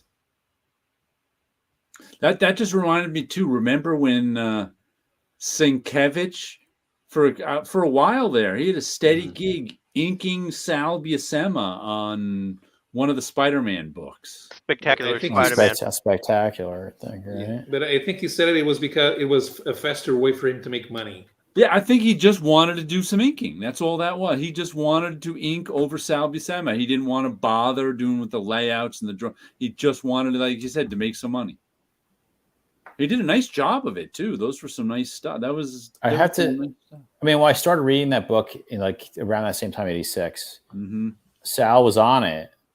I highly doubt that Sienkiewicz at that moment in time was inking. No, it wasn't until the 90s that Sienkiewicz was. Oh, he did it later. I was thinking it might have been 70s or something. Okay. No. 90s. Yeah. It was the 90s. Because I remember the pages coming through the bullpen and me going, Sienkiewicz is inking Sal Buscema? That's weird. And someone said, yeah, he just wants to make some money doing some inks without putting the time in, doing the pencils and layout. He just wanted it, it was all technique to him. Yeah, it was a way to continue creating artwork that's not as mind-consuming. He was just having fun doing the art. I remember him inking over Dennis Cowan on with Sal Buscema doing the pencils and layouts. He's got nothing to worry about in that department. It's not like he has to fix anything. And it's and I'm sure Sal was okay with him doing whatever he wanted to do, because right. He probably got more money on those pages. Right. Right. But Sienkiewicz, I remember him inking over Dennis Cowan on Sal Buscema only did inking. That might have been with. Yeah, I haven't seen any of his work in a while. He's inked over Ron Friends on Tom DeFalco project called The Right Project. So that was a recent thing that was doing published through Apex Comics. Okay. Were you saying something, Darren? No, I feel like Sal, just as unfortunate as it became, of his time, and so he wasn't. The demand for him lessened as he got into the glossier stuff of the 90s. But he got work all through the 90s, I think, too. With Marvel, or did he go elsewhere? Marvel. But after that, I don't remember any of his stuff in the 2000s that much. So another guy who mostly did inking, but he sure knew how to pencil. Bob McLeod. Yeah. Oh yeah, he was for sure. Let's see that one. So we had the Spider-Man 60th anniversary exhibit, and Bob McLeod was the only creator that accepted the invitation to come. And most people were asking him to draw Spider-Man, and I asked him to draw Cannonball. Nice. For obvious reasons. That's right. He was at the con last weekend, right? Yes. Oh, that's great. That's a great picture. It looks just from I think it was 82, 40 years ago. New Mutants, the graphic novel. I remember not having any idea how to pronounce Bob McLeod's name when I was a kid. McLeod, I think I called him because that was the closest I could figure out. Well, Sienkiewicz, I mean, I had all kinds of ways I said that. That was, Sienkiewicz, at least I can sound out. Yeah. DeMatteis, DeMatteis, I've heard all kinds of, Loed as Cloud? What? I happen to say it right. I don't know why. Maybe I'd heard someone say it, but that, and I had also seen there was a TV show called McCloud, but it was McCloud. So it never struck me that you could spell McCloud any other way, but Mick and Cloud. Yeah, but then you had Highlander, and so everybody should know. Yeah, by then I knew how to pronounce it. Yeah, so I would have seen Highlander before I was picking up his comics. Yeah. Did McCloud actually? Oh, I'm sorry. No, I was just going to mention just being a superb inker. I'm a huge fan of Mike Zeck artwork, and he did a series of Spider-Man books. And I always loved it, but I never really paid attention to how much work the inker put into it until I saw Xerox copies that was done. And it was like, my God, I didn't realize how much work Bob was putting into those pages. Was it Bob or was it Beatty? I think it was Bob. It was the Spider-Man. The Craven stuff? Craven's Last Hunt was Craven's Last Hunt. Was that Beatty? Beatty? No, it was McCloud. It was McCloud, yeah. Yeah, Beatty did the Mike Zeck stuff over at Secret Wars. And maybe Captain America. Maybe Cap, yeah. Captain America. Look, that Craven's Last Hunt is a masterpiece, in my opinion. I mean, my understanding was that was originally conceived as a Batman Joker story. Yeah, they said, I remember reading that too. Oh, I didn't know that. Yeah. And DeMatteis, it was rejected, so DeMatteis or DeMatteis, whichever way you say it. DeMatteis. He's the one who I still not. I think he's even said on Twitter how to pronounce it, but I can't remember. Said it was DeMatteis. DeMatteis. Yeah, the name is Italian Jew. So wow, go figure. He's been interviewed before and says it was a rejected Batman story that he retooled for Spider-Man. Oh wow! Okay. That art and that 6 issue, I mean, that is those covers, which is so striking. Like it must have been about 10 years because I bought off the shelves when it came out, and I hadn't read it since then. So it was maybe 10 years. Sometime in the last 10 years, I decided to reread it. And I must say I enjoyed it. It held up pretty well because, not having read, many Marvel and DC stories in decades, and sometimes you revisit them and you're like, that one was also actually okay. I think Zeck has made a small fortune doing commissions of recreating that cover of Spider-Man coming out of the graveyard and spin, variations on that, like, Batman coming about. What's fascinating that he's an artist that does a lot of commissions, but he retires certain ones that he won't draw again. That's what I heard too. It's to keep him collectible. Yeah. So not saturate. The Captain America versus Wolverine cover, he's retired that one. He had, and not only do people get commissions of that particular iconic thing, but they would change the characters.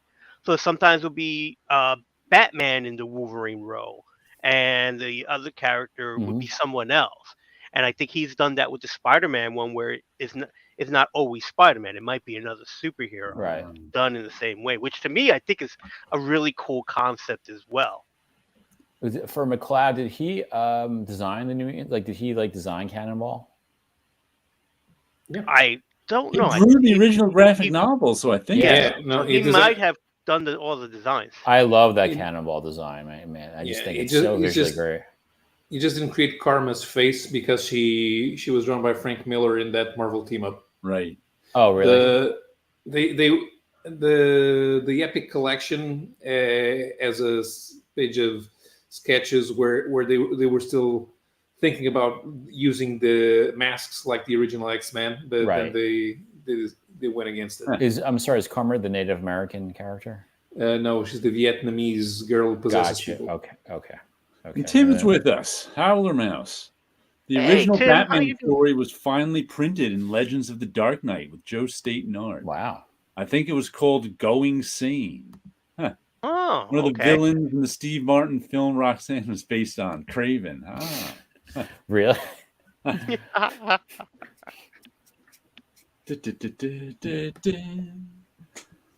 was, we were speaking of 2000 AD, like back. You remember, it was kind of rare back in the day in the 80s and early 90s to see comics like on screen. Like you'd see it like in a character reading on a TV show, or like right. This is a deep cut in the video. So the band Living Color. Mm-hmm. Do you remember that band? Right. They had for their video for their song "Glamour Boys." They're like part of the video. They're like on like a the subway, and one of the band guys is reading 2000 AD, nice and prominent. And so I think I had heard of it 2000 AD before, because you'd heard of Judge Dredd and where he originated and all that. But like, this is the first time, like, so stuff like that. I was trying to, like, the Ramones video I was watching the other day for I Want to Be Sedated. The video was made years after the song came out. Okay. Mm-hmm. But one of the Ramones is reading X-Men comics, but I could swear it was like, it's like X-Men 268 with the Jim Lee, the cover we were talking about. But I'm like, did they really make the video that far after the song? I had to go back and see when the video was actually made, see if it lines up with the date of the comics. Sometimes they don't. Mm-hmm. Yeah. No. Billy Joel made the Piano Man video years after that song, like a decade after it came out, at least. Yeah. But there's there was an episode of MASH where Radar is reading an Avengers book, and the thing is that the book he's reading was not in the time period for the war. Right. It was, I think, I have to double check it, but I believe it was a issue that might have been out around the time that episode was out. Sure. So I don't recall exactly where the time period lined up, but it was like, you see the issue, it's like, oh, he's reading an Avengers issue. It's like, that wasn't even published when the war was going on. Tim is appreciating the Ramones reference. I'll tell you why. Okay, Howler Mouse, Tim. I'll tell you why this came up recently. So some of you might remember, I'll tie into comics. In 1995, there was a album that came out called Saturday Morning's Greatest Hits. And it was mostly alt bands at the time covering, theme songs from like the 70s. However, the Ramones were on, and they covered Spider-Man, the 60s Spider-Man theme. Right. And they did a video of it too. I mean, there's the album. I recommend anyone. The album is great. They have like Matthew Sweet doing the Scooby-Doo theme. Matthew Sweet had such a 60s kind of like a voice. There's Speed Racer on there. There's Fat Albert. There's a bunch of others. But the Ramones, that's why I was on a Ramones kick the other day, because I was reminded of that album.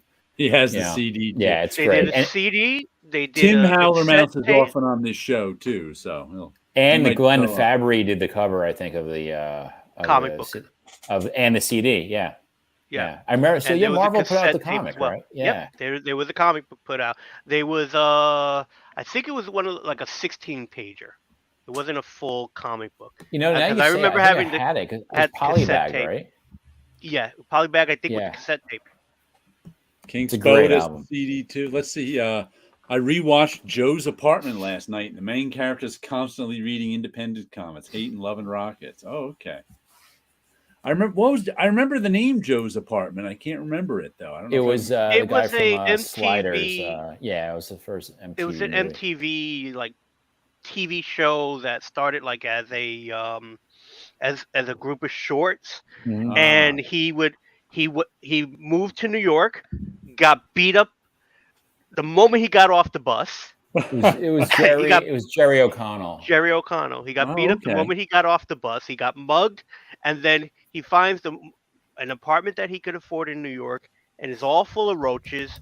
But since he's a slob and he's tossed his food to the ground, they get a relationship and they start talking to him. So the roaches talk. The roaches talk. Yeah, you can hear the roaches talk. I remember watching some of that. And they would sing songs and stuff like that. I must have seen at least one of the shorts then. They had a bunch of shorts, and they eventually made a movie. Okay. Uh, It was that era, man, of like liquid television that was on MTV in the early 80s, early 90s, excuse me, and a lot of that 90s MTV stuff were becoming comic books, so you had the cartoon stuff that they would show would eventually become Marvel Comics. So you have Beavis and Butthead, Rocco's Modern Life, Mhm. stuff like that were just easily made into comics, and that MTV generation kind of thing, and we had Marvel music because that was going to change everything, Yeah. And go ahead, Jared. I was just about to say, in our People Ruin Everything story of the week, I was just reading about Peach Momoko at the New York Comic Con. Oh, Read yes. about that? I've read a little bit about that. Yes. Where first of all, I didn't realize Peach Momoko. It was Grant Morrison who brought Peach Momoko to the U.S. audience. When he was editor of Heavy Metal, he hired her. Mm-hmm. She's Japanese. I had no idea. At New York Comic Con, she decided to, she was going to go there and give back to her fans and sign autographs for free. You know where this is going. I think they said Sunday she finally had to flee the place because first she said she signed them for free. Free signatures is what happened exactly. And then she had to. And they had to impose for her a 10 signature limit. But you could go to the back of the line again if you wanted more signatures. And they specifically name dropped the Whatnot app, where a lot of people are selling comics now. And they were like, Whatnot flippers were just lining up and going back in line. Yeah. And people started having fights in line, saying some people belong there, some people didn't. And it got too dangerous for her, so she had to leave. There's Tim. Yo, Tim is here. Are you awake? What's up, guys? I'm sitting here watching and listening, and I'm like, "Don't get on." They got a good flow. You're bringing up Ramones and Liquid Television and Bob McLeod and Mike Zeck, and I'm like, "Those sons of bitches."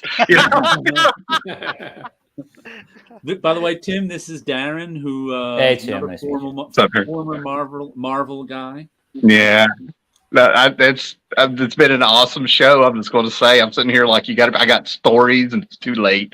I'm like, but the CD that you're talking about, just to jump in here for a few minutes, the CD that he's talking about, I had a Mazda in the '90s that I got off a friend, and it had a killer CD system.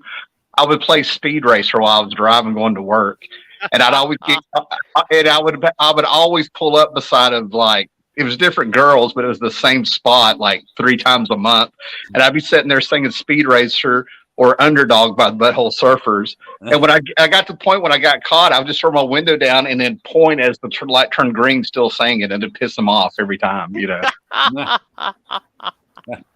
Listen, what? I don't. What total nightmare? What kind of artist devalues themselves to that degree? And I don't think she knew that was going to happen. There may have been some culture differences. Oh, completely. Because people are flipping that. So, well, you and I know that, but not every comic book artist, especially those from Japan, are aware of flippers. But whoever, I feel like someone should have told her. Someone should have warned her.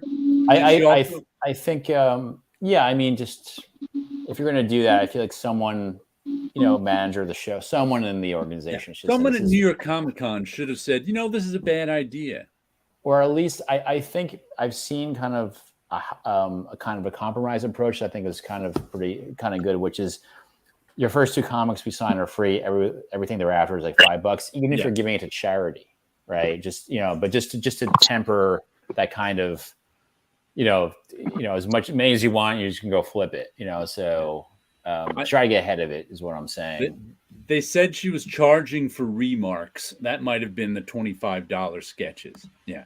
So someone around her should have taken care of that. You're right. They should have. Yeah. Someone should have taken care of her. Someone should have said,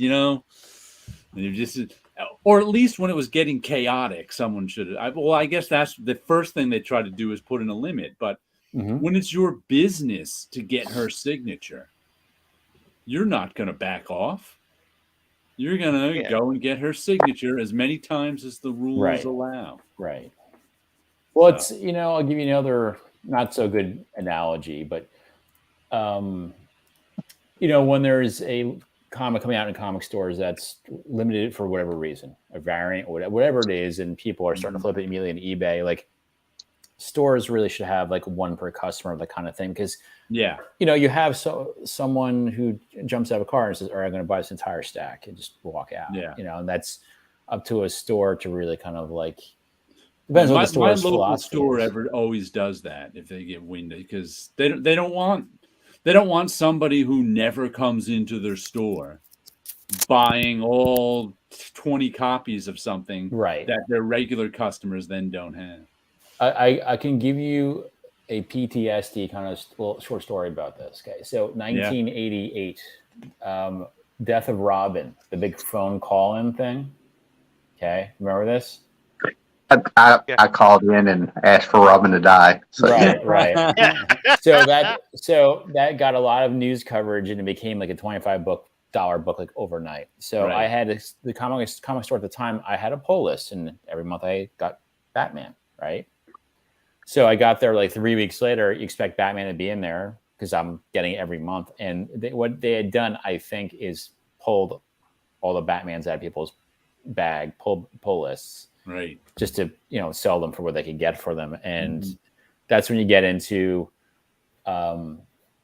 should you take care of your regular customers, which is a yes. Yes, you should take care of your regular customers. Yeah, I think what possibly happened was what they would do is, they put the comics out for the new comics out for the day, like usual, the new weekly, whatever came in. And then throughout the week, they would compile like the pull list stuff, right? But I think it vaporized off their shelves, so therefore they didn't have it. So over there, they got back in. They were putting it like as a wall book for $25. But it was a very unique scenario at the time, But that being said, you should take care of your pull list. I mean, that's your bread and butter, right? Right. Like, I'm also buying comics off of you every week that don't go up in value at all. So some of them will, some of them won't. Some of them devalue. So just whatever is on my list is on my list. To order it for me. So I watched another channel, and the guy said the issue was the exhibitors were wanting to get their stuff signed before they let everyone else in, and they said you have to get in line. Some guy lost it on Sunday morning and started a fight because he thought he should get in line first. Wow, it's sad she couldn't connect with our actual fans. Yeah. And Sleeping and Brain Pin Man. Wait, what? I don't know what I did, but it seems to be that's the theme this week. It's Blame It on Tim. That's my theme every week. Yeah, I actually quit going to a comic book shop in the 90s when you wouldn't have thought I would, but I walked in and I was wanting a comic. I'd called ahead, told him I was an hour away, drove out there, and he didn't have the comic on the shelf after he told me he did. And he went, "Oh, you're that guy." So he went to the shelf that he had his regular customers pull list, and he took one from him. Yeah. And I took the book, and then I was like, well, what if that was my pull list later? You know what I'm saying? Like, it dawned on me, My shop does that sometimes. Yeah. But they know that they can get the reorder in.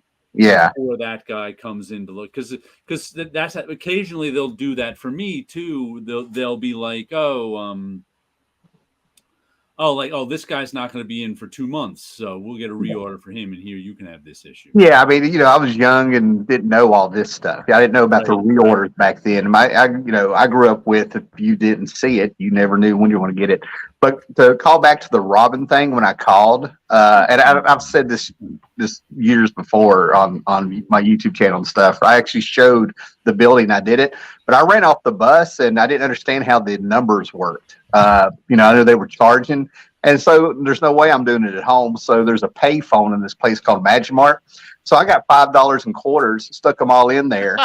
And it took me twice to get through because I was sitting at the time. You also had, you could call in the MTV for a top 10 at 6. And I never got through. So I'm like, oh man, maybe it's just regional or New York. In my mind, it was like, you just got to live in New York to get through. Well, I got through.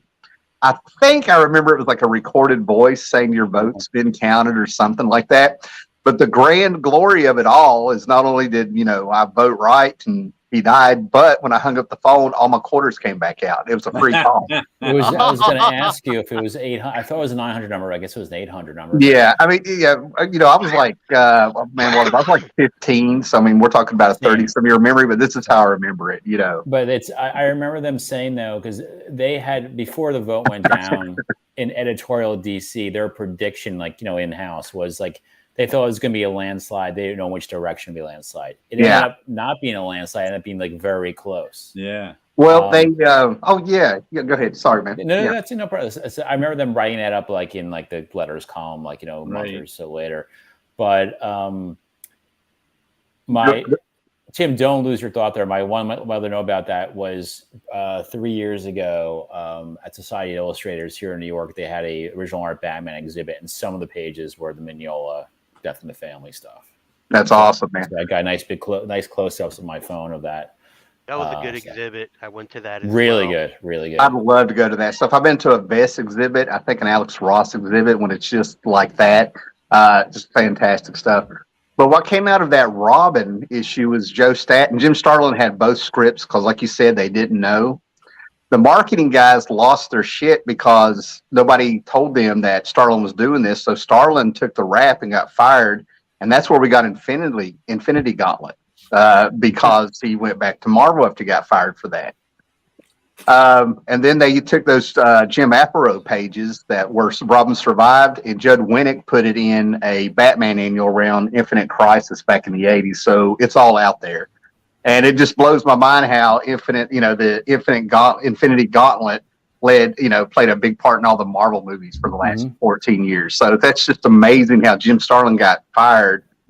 That set a domino effect that nobody could have predicted from that, It's when Byrne left Superman, he just apparently they guess that he just didn't like, how it was going with DC. He goes back to Marvel. That's when he did She-Hulk. Yeah. Which he had the history of the character with already. And then also West Coast Avengers. But She-Hulk, that set the template for the show we just had. Now, I'm not saying that's as lucrative as your Infinity Saga kind of stuff. What I'm just saying is shows you. Yeah. Good evening, Chris. How are you doing tonight? Good evening, gentlemen. How are you? We're all doing okay. Chris is just going to sit here and listen to us, probably. So. Yeah, probably. I don't have anything meaningful to contribute. I just we'll see. What are you working want on? To be tonight? on the screen while I listen to the podcast I'm listening to. What are you working on tonight? Sketch covers. Sketch. I see you post a lot of sketch covers on social media. Yeah. Okay. Yeah, but it's Inktober, man. Get with it. It's Inktober. You're right. I forgot. It's October, so you got to get those. I lasted 4 days, Yeah, that's right. I remember seeing you post some Inktober stuff at the beginning. It was some of the worst stuff I ever posted because I was trying to get it in. I'm like, I couldn't be a pro. No.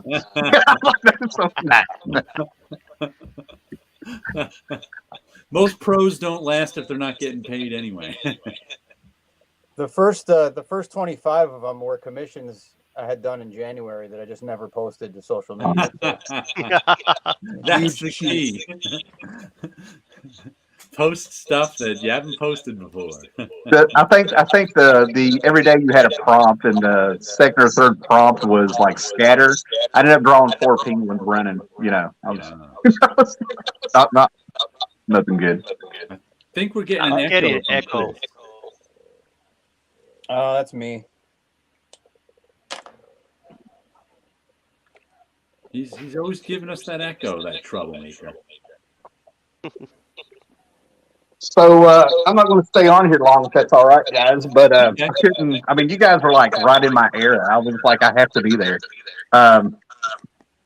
But I've gone to 2 comic book conventions over the last month. I'm going to a good one tomorrow. I know the guy running it. He's got the website up. There's actually going to be vendors. Mm-hmm. But I went to one in town that a library was doing, and I'm one of those library guys. I end up going to the library quite. Oh no, we lost somebody. I think we have a second Darren for some reason. I had her. You guys all froze, so I had to. Oh no. Okay. I was like, I see a second Darren there. What's going on? My variant, yeah. No, well, the same thing happened in Bewitched. There was a secondary. That's right. That's right. Earth 1 and Earth 2. But That's right. but I've been to 2 comic book conventions the last month that they were advertised as comic book conventions, and they didn't have comics. We had one guy with one table that I knew, and that was like it. And then this library didn't have comics, but somebody donated tons of Marvel trades they were giving away for free. Wow, okay. Stuff like, Marvel Cinematic Guide as a hardback that I was kind of flipping through, which is actually kind of cool. They had like Civil War for free. Drax by a wrestler named CM Punk, which I never knew he did. Nova. And Venom Space. I got a point of showing this stuff. Amazing Spider-Man, some story by people I don't know. And then it seems like Tom King is getting like everybody goes back to like hoping he writes like he did this Vision 12-issue series that he did, and this is the last half of it as I saw. So I'm like, I got to check this out, because this is what everybody goes back to. But what's bad about it is that I was there when they opened at 11. I grabbed a few things. My wife and I had to go to the stepsons. They had a battle of the bands or something for high school bands, a competition. So we stopped in there on the way there because it was mostly crafts, and I was like, "Well, check it out." People were bringing these back and saying, "Just go ahead and give them to somebody else." I saw it. Yeah, man, it is well. It is rough sometimes giving away comics. It's like people don't want them. You're like, come on, take them from me. I'm just reporting the weather, and I could read into it, but I mean, I think some people got them, got a hot dog outside, flipped through them, and were like, I don't think so. Yeah, they're like, I don't want this. Yeah. So I ended up getting a very cool Beetlejuice cartoon figure, and I thought about you, Ramos.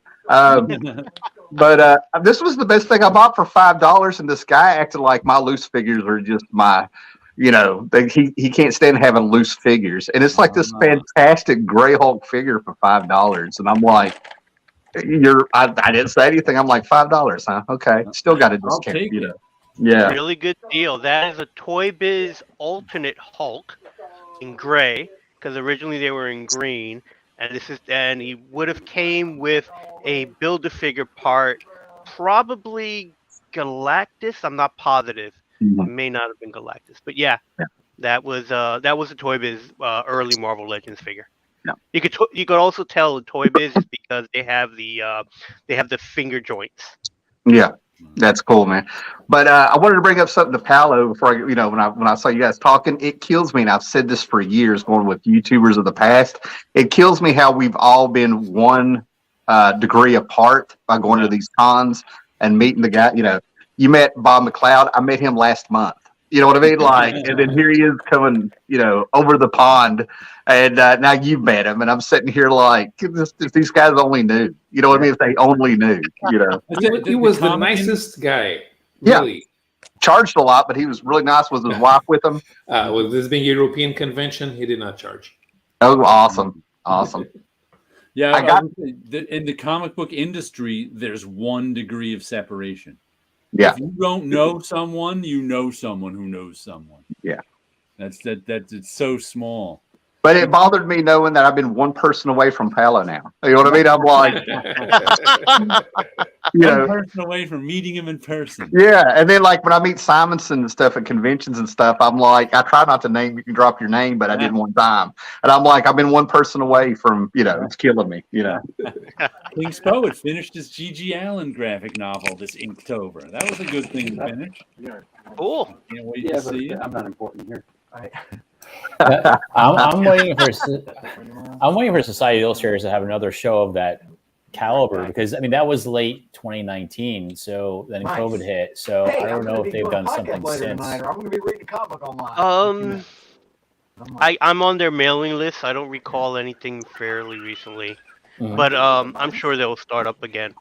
The Batman one I think they had a second type of Batman one. Not as big as the last one, but I thought they may have had one. Did you And use the any Spider-Man branding one was on that fantastic. GG book? Hey, you guys want to see the latest thing came off the drawing table of Randy Green? Sure. Yeah, sure. Let's see. Give you the solo layout. The latest thing to come off the drawing table of Randy Green. Oh, this is Hello so there. cool. This is Hey, awesome. Randy. Here's Randy Green. I had to put my headphones in so they don't get an echo. So they're not. I mean, they might be able to hear you on my mic. I can't tell, but they could definitely see this on camera. Oh, wow. Nice. Very cool. Electra Daredevil? I mean, on screen it might just look like that's the printed comic, but that's Yeah, that's original art, that's, baby. sketch It comic. looks like it's printed to us. Yeah. Yeah, Very nice. very nice. Wait, you know what? I'm gonna do this. They can't hear all the. Randy couldn't hear any of your praise. No comments. It looks like it's a printed comic from us. It's cool. Yeah, that looks nice. I like it. Thanks. Now, that's not the actual. Is that the actual comic costume she wears in the comic, or is that one you made up? It's like a I know That's she's pretty much- Daredevil now, but I haven't seen. 600. Oh. Daredevil 600. Ah, I got a Daredevil. Or no, I have a. Wait, yeah, is that the one I just? Did you do it though? I did it. I'll tell you, those action figures couldn't be more perfectly lined up, though. oh, That's- you should. Chris has given us a tour Yeah. of their. No, he's gonna knock them all down. I thought I had one. It's amazing. Chris has given us a tour of that their studio before, and Oh, this must be there are a old. lot Okay, of Daredevil action figures and 650 is the toys one. there. Oh, I just did. I think I don't. Very nice. Thank you for showing All us right, that. thanks, guys. Thanks. Do Very you guys nice. want the toy tour? Sure. Yeah, I'll say yeah, we're fit. Yeah, I haven't seen the toy tour Oh, you yet. haven't seen the toy tour yet? Hold on, let me get him solo. Well, after him playing like he was going to knock him down, I need to see it to calm my anxiety. Just to calm me back down. Like no. Let's let him get set. Yeah, there's. Whew. This has got to be like the coolest show ever tonight. I got to figure out how do I reverse the camera. There's some sort of button in there somewhere where Chris can reverse the camera. Can he find it? That will be our next challenge. Boom. StreamYard. There we go. I was going to he say. got it. Yeah. Okay, let me go to solo layout for him. Let's see what he's got. Okay, here's what's right behind me. There's some Transformers. Here. Very cool. Here's a couple new JLU figures I just acquired. Those robots are not in disguise at all. They're just robots. These are Legos. Oh, those are the Lego ones. Hold on, Screw that! I want that Warlord. That's a classic right there. Yeah. Yeah, he was a tough get. Smitty found them for me. So yeah, I got a bunch of Lego robots I made. There's a real Soundwave. Oh, I was just telling my wife I wanted that. Yeah. That's my favorite from the cartoon, at least. Yeah. I love Here's that some reissues voice. of the cassettes. There you go. Nice. Rumble, See. Ravage. A new old looking Skeletor. A new old Yeah, He-Man. those are the retro Yeah. play ones. Yeah. Some retro looking Marvel stuff. You guys have seen those in the store. Those are new. Yeah. Yeah, they're listed under Kenner, part of Marvel Legends. Let's see. Oh, nice. Bunch of All the Decepticon flyers. Seekers and Oh, yeah, there's another Soundwave still in the box. That's a reissue. And Blaster. More recent reissues. Not see. a mini con. There you go. Savage Dragon. Let's see. There's a Megatron and a Galvatron behind some of my Legos. There's a Robotech and a Prime and a Shockwave. Now, which one of these is Galactus, Wilson? I was Galactus. saying that Galvatron. I mean, not Galvatron. Unicron is Galactus, That's true. and it's because in the Marvel comics, Galactus will take the form of whatever aliens that are on the planet's form is. the perceptions. Yeah. The perception. So if he's attacking the Skrulls, he'll look like a Skrull. So if he was attacking the Transformers, what he would look like, and I said he would look like Unicron, and that's what they were calling him. Right, Look at all those Batman. Those are all Kenner Batmans. Are these Almost- mounted somehow? No, they're just leaning back against the wall. That's how they stay up. They don't fall nearly as often as you would expect. Yeah. I love these old. I mean, the safety of these action figures is of utmost importance to me, so I want to make sure that they're secure. well, Oh my gosh, I had that Chris Rock. I had that Chris Rock right there. I can't remember X. that SNL character. I Yeah. can't remember his name, but he was on a talk show on the show. I have the desk and a pic that goes with it. Yeah. His name was Nat X. Yeah. Yes. The show was The Dark Side with Nat X. Yeah. Yeah. That is. I have that boxed up somewhere. Yeah. Oh, I like you have the mini superpowers ones by Gentle Giant Studios. Yeah. What? Chris, is this the new McFarlane stuff, or is that right there? The No, Super- these are No. old. These are tiny. Okay. Yeah, No, those just- would here's put my out hand. by Oh, okay. For Gentle scale. Giant Studios put those out. Oh, it's like They Chris also is like, did a Chris is like Secret Wars kaiju one. now. Wow, Chris's hand is gigantic. He's Apache Chief. I got an Apache Chief. I was going to ask, is there some like kind of more Holy Grail stuff that you don't have that you're after? Or Let's hasn't see. been produced yet? Nick Well- Chuck. That's right. Some of the later figures in the line of the JLU line, once like they stopped putting them in stores and you could only get them through the Excuse Matty me. collector exclusive. Yeah, Yeah. I saw some muscles from the 80s. I'm sorry. I have a bag of those. I still have a bag of those. Those are the greatest non-action figures ever, gentlemen. Right. I'm telling you. So They had re-released a few of them not too long ago. So Mego, is it Mego or Mego? I always called it Mego. So did I. They're and you guys probably know this, right? They're re-releasing for their 50th anniversary. They don't have the Marvel license back, but they have the DC, so they're re-releasing like as close as possible, I guess, to like their box figures from like the 70s, like Green Arrow, and Super and all that stuff. I will be getting those. Wow. Oh, very nice. Mm-hmm. Like in the I window got a few boxes. of those. There we go. There we go. Yeah. Very nice.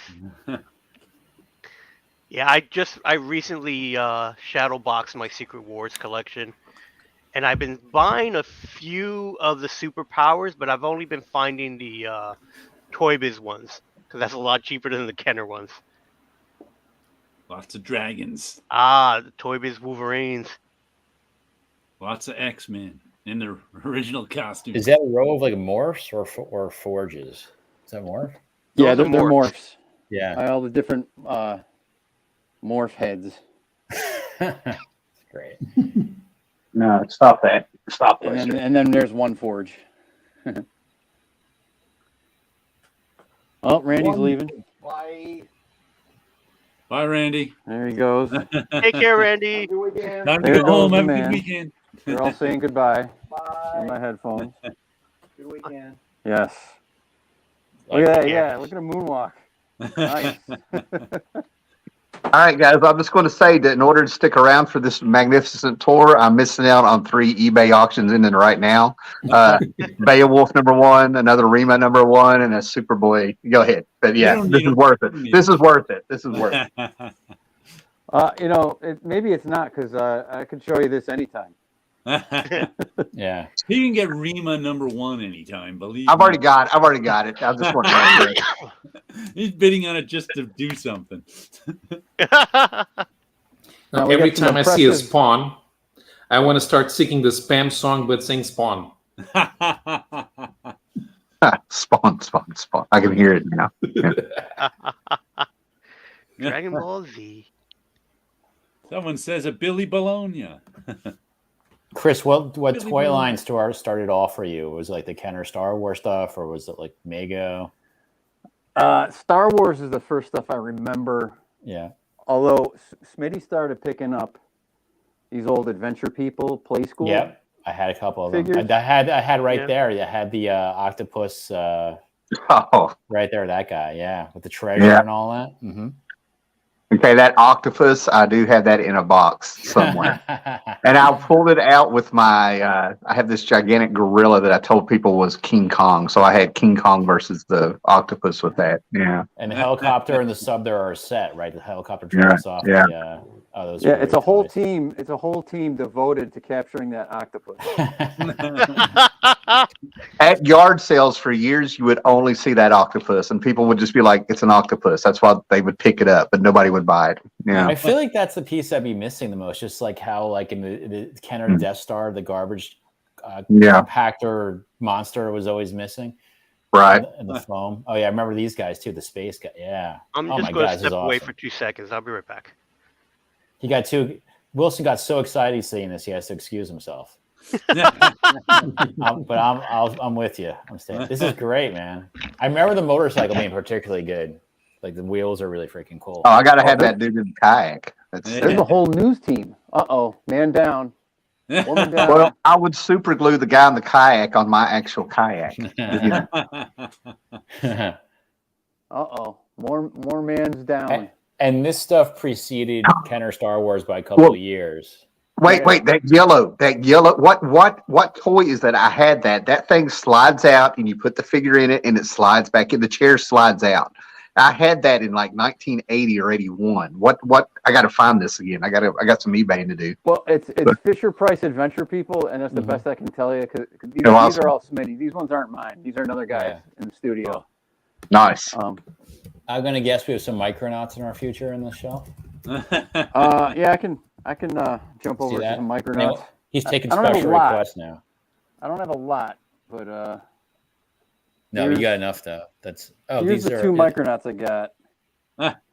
I'm trapped now. I got these guys. They're commonly, I think, confused with Micronauts, but they're not. These are like men. Right. Yeah. And I have this guy. Now we got to brainstorm requests. That guy, yeah. Any Shogun Warriors sitting around? Madzinga? No Shoguns. See, that shelf that you just showed previously to this one, you gave me flashbacks of having that friend that when I was like 6, he was in 5th grade, and I would see these in his room and I couldn't touch them. So I just had a moment. Went back to 79. I'm just telling you. Yeah. Is that Ivan Drago? I'm saying. I like how Baron Karzo is next to Grifter for some reason. You won't believe this. There's a website about Fisher Price Adventure People with character guides and vehicle guides. Awesome. So Tim, that thing is the Lynn Speed Racer.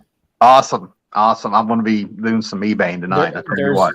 Tim, there's a YouTuber. The name of the channel is Analog Toys. He's in the UK, but he does a really good list of this show, like little like. Oh, great! Yeah. I highly recommend it. He'll be like, here's my top. He'll talk about Adventure People one episode, and Kenner Star Wars the next, blah blah blah. So Analog. I'm going to write that down. Analog Toys. Yeah. Thank you. You're welcome. He'll do like like Big Jim. Remember that? Yeah. And, Pulsar. I had Pulsar, if you remember that. Where you that like Jack Kirby ad was my favorite about Big Jim in the pack. Oh God, I need to see that to remember that. Jack Kirby did an ad for Big Jim. It was in the comic books. Yeah, there was an ad for Big Jim, and it was drawn by Jack Kirby.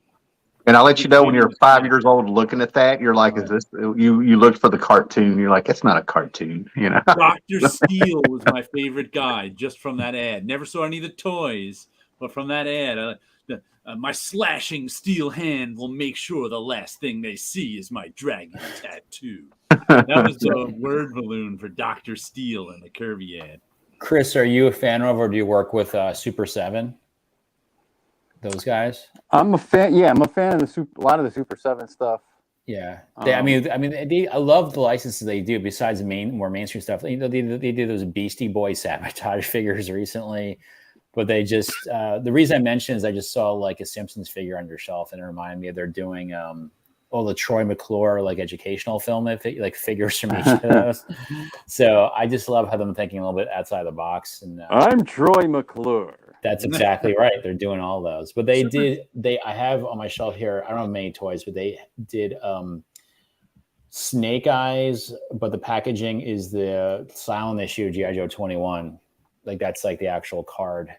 And so there's a bunch of G.I. Joes being sorted. Wow. Nice. They have no Here's place some that are yet. out on the table. And this is all for your just collection, not like for are you a retailer as well selling this stuff? No, Yeah, you these are. are just for our collections. Like Of course. the GI Joe stuff, that's all Smitty. Yeah, he shares a studio with 3 other people, right? Mhm. There's 5. Well, there's 5 of us total.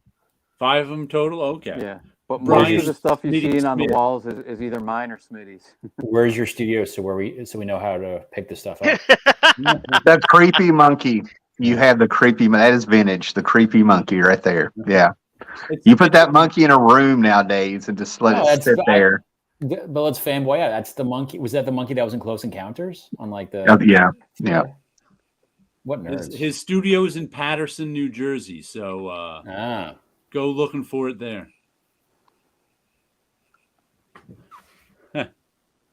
And Eddie Murphy ruined Gumby for me. I saw Eddie Murphy's Gumby before the real Gumby, and it's just not right anymore. Me too. I was like, Yeah. I don't know what's going on or why everyone's laughing, but I guess this is Yeah. funny.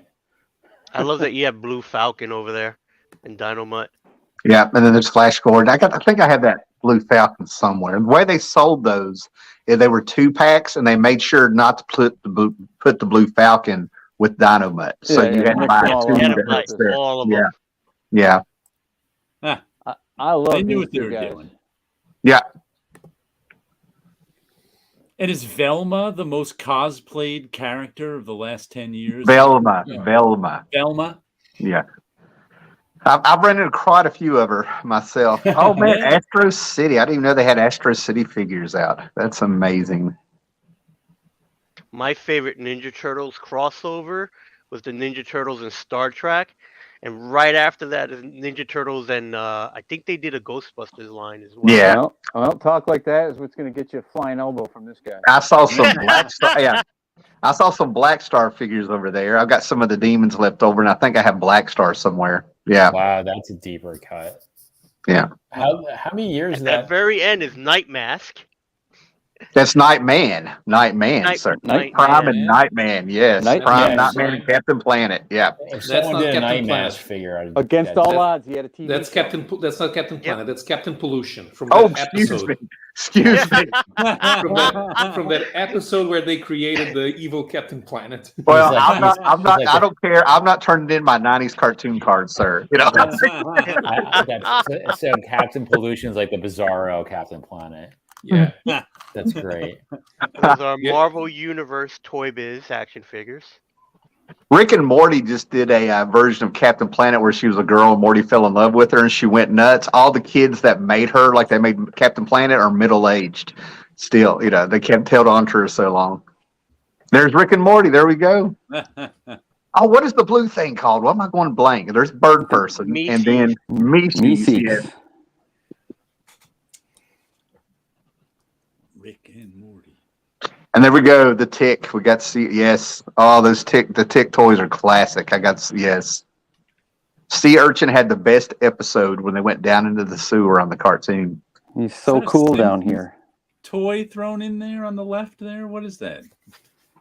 Troy McClure? Is that Troy Or McClure? is that William Shatner?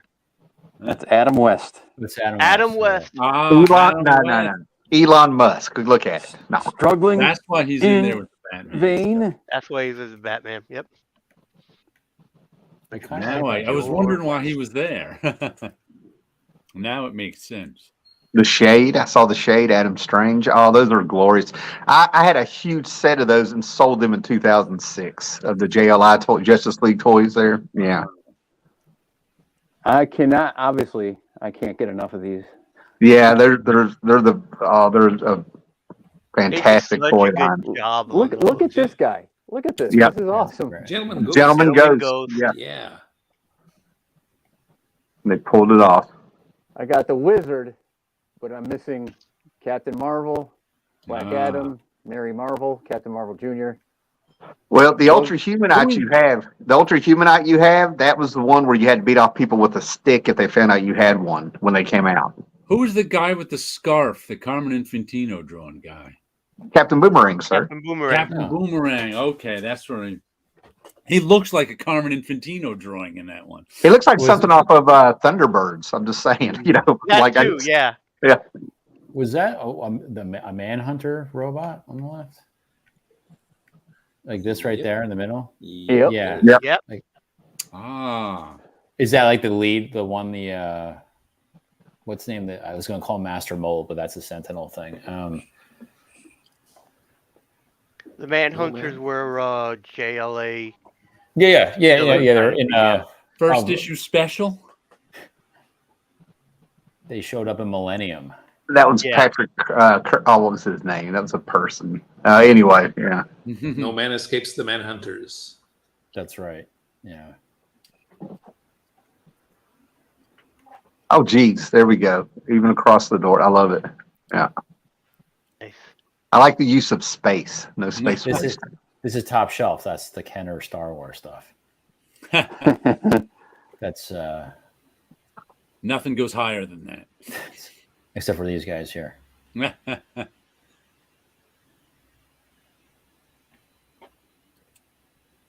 Yeah, I think I've gone back and forth. I mean, hey, any requests? I'll go back. It's a lot to take in. But I don't see any prices on these, so I don't know.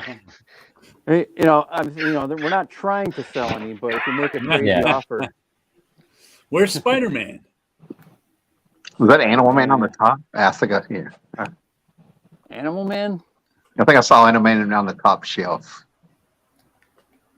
I see way out 1, 2, 3, like something like 7 from your left, but I just see an orange figure with a blue in the middle and orange jumpsuit. So that may not be Animal Man. That's a Joker. Okay, yeah. I'm looking at it on a tiny phone. So yeah. Chris, did I see an arcade one up in your office? Here we go. Wait a minute. Here we go. Doom Patrol There it is. with Animal Man and with that Justice Society little, from the Who's the guy with the cartoon. giant T? This was That's the I think- Justice. Yeah, go ahead. Yeah, Was it Tom Turbine or something like that? Right, it's like the fan spins in his. I don't recognize him. they were from the first season of the Justice League cartoon that Bruce Timm did, and it was their idea of doing sort of there's an Avengers inspired story where there's nuclear war and a kid had the power to make an illusion of the world to look like the 1940s, and that was a Justice Society knockoff. And they had this like Green Lantern kind of Yeah. knockoff. Now we can play some Galaxian. So this is I was about to say this is an arcade one up because I worked for Arcade One Up for like 2.5 years, but this is obviously an actually original arcade with the CRT monitor and all that stuff. You are It's like a correct, TV sir. set, yeah, because you can see the curve in there. But yeah, it's very impressive. Yeah. Functional, or is it like do you need some? Yeah, it works. Yeah. See, I like to pretend I actually played that very machine at some point in time, and it ended up in your hands. Maybe. Mhm. There's no way to tell. You can check the initials on the high score. It'll either say ass or Tim. Take your pick. Now this game preceded Initial Era, or maybe not, but there's no adding initials to this one. Ah, okay. And your Unfortunately. little booth there, is that from like, I'm dead serious, is it from like a McDonald's or a like a Burger King or something? It's from, I forget. It's a pizza joint. It might, Right. I want to say Hungry Howie's, but I could be wrong. It's another one that was here before I got here. So. Yeah, it's awesome. Let's see. Hot Wheels Hot display. I like the Hot Wheels display. Finally, some cars for Paulo. I'm digging the water cooler. I don't care about the rest of you. Sorry. Yeah, anytime you want something to drink. There you go. Boom. What kind of cups do we have? Are they the cone-shaped one? No, I'm playing this. We Bring actually your don't own have cup. cups. You gotta have your own cup. Well, I'm leaving. I Oh no. like how we have the mini metals Toy Biz figures there. All those were Oh. made. They basically did all the cartoon shows. So if it didn't have a cartoon, you wasn't getting that character. I made a chess set out of those ones. Oh, that's yeah? so cool. He's hidden way behind something. It's behind a skateboard. Ah. Getz. Stan Getz, the jazz musician. Couldn't tell you. Not my skateboard. So I forget, did anyone on this call actually work for Toy Biz, or was it just adjacent to it being in the Marvel office? Jared and Wilson and I worked, a guy that we used to work with at Marvel works at Super 7 now. Okay. All right. That's not what you were asking. I'm No. answering the question I heard earlier. I was at Marvel. You didn't cross paths much. I was there a couple of times, like 10 years apart. But I mean, I knew Jesse Falcon a bit from like outside of Marvel, right? So I didn't know if like some of these were what you're showing is something was acquired during your years at Marvel, which I would guess yes. No, depends if you know who was lurking about. No, I think by the time I started at Marvel, it was, I don't know, it might have been in between Toy Biz eras. Yeah. Mm-hmm. Or Toy Biz bought us while I was there, but I don't remember there being toys around. No, there really wasn't much toys around. I was still even with Toy Biz owning us. The only discount we got was around Christmas time. We would get a catalog of stuff that was available. Drew Play School People. Play School Little people, yeah. Very cool. So there was like occasionally we were able to order some stuff at cost, but not many times. It was more licensed stuff, not necessarily the toy stuff. The little people. Go ahead, Wilson. Through my connection, I did get like a prototype action figure. I think of Wolverine I have somewhere around here. And I also have a one of the wrestling figures prototypes. I got a prototype that was just lying around of like Cyclops or something. Chris, here's a big ask, though I think I have parts of it. The Weebles Haunted House, which I always bring up around Halloween every year.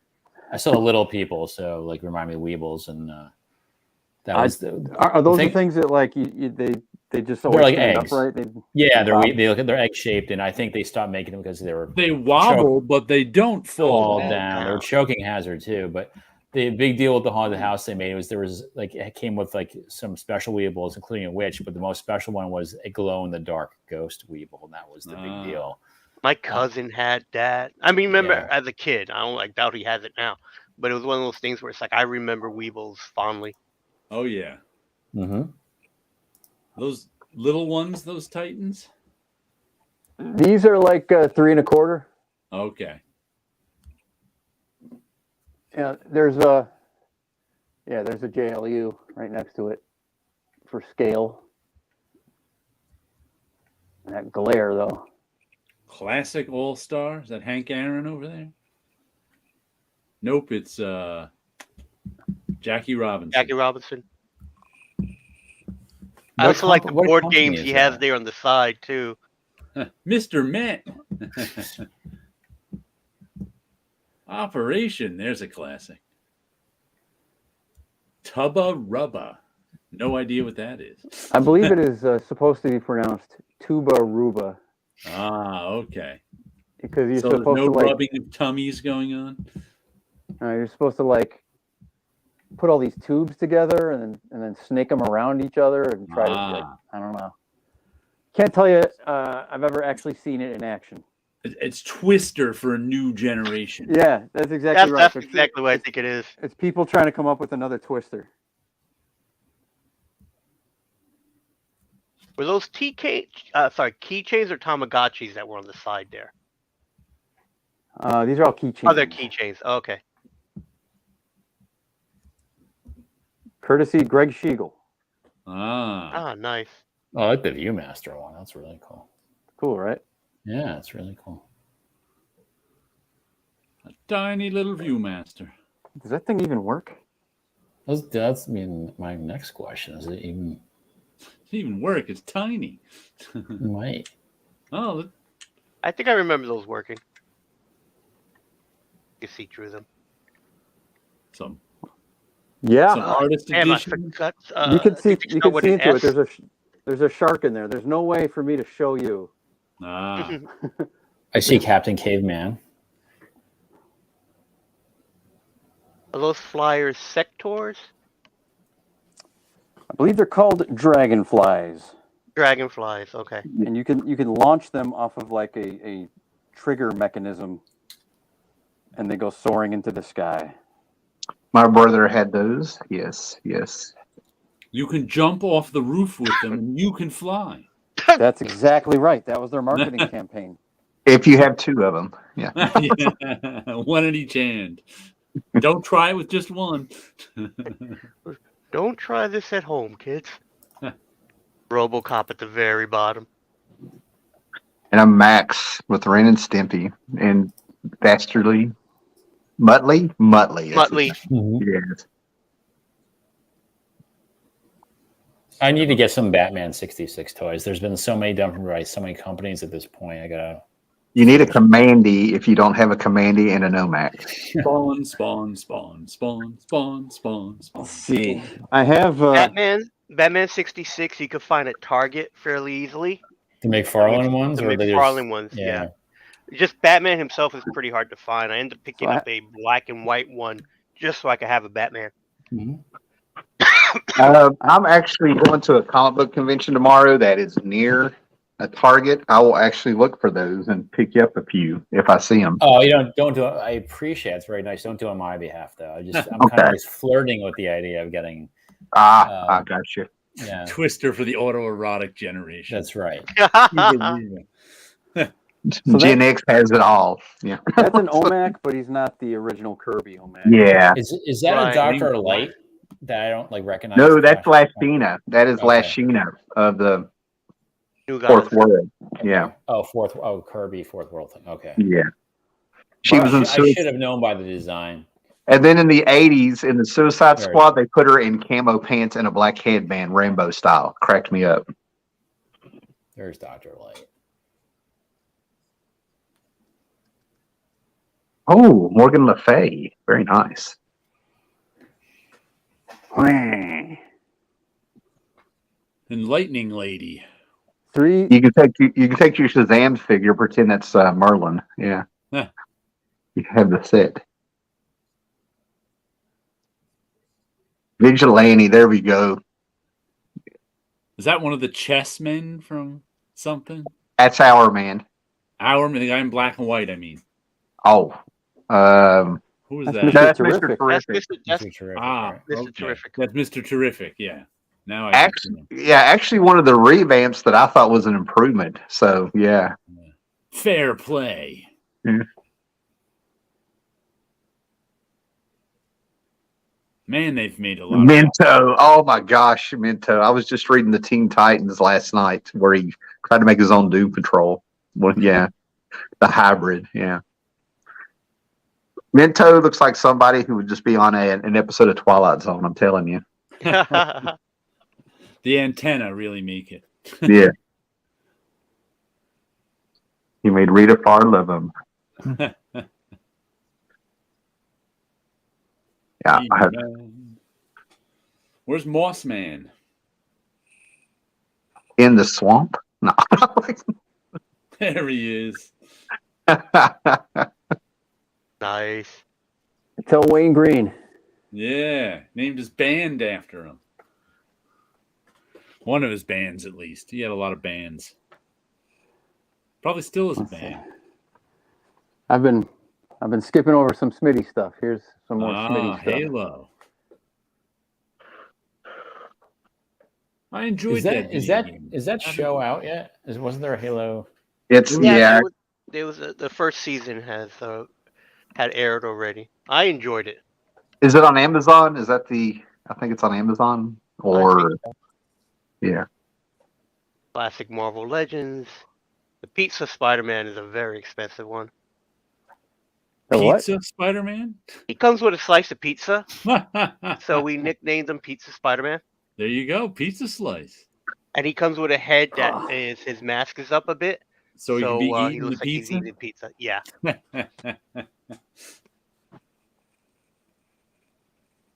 Ant-Man. And Ant-Man comes with a little wasp. You can shrink and still retain your human strength. I'm telling you guys what, I'm still in shock that Ant-Man got a movie, not just a movie, but a trilogy now. I'm still stunned. Yeah, I tend to talk about like everything that I see movie wise and things like that. I am so happy to see it just because of the stuff that I grew up with. So I'm very forgiving. Seeing certain things is like you got to understand.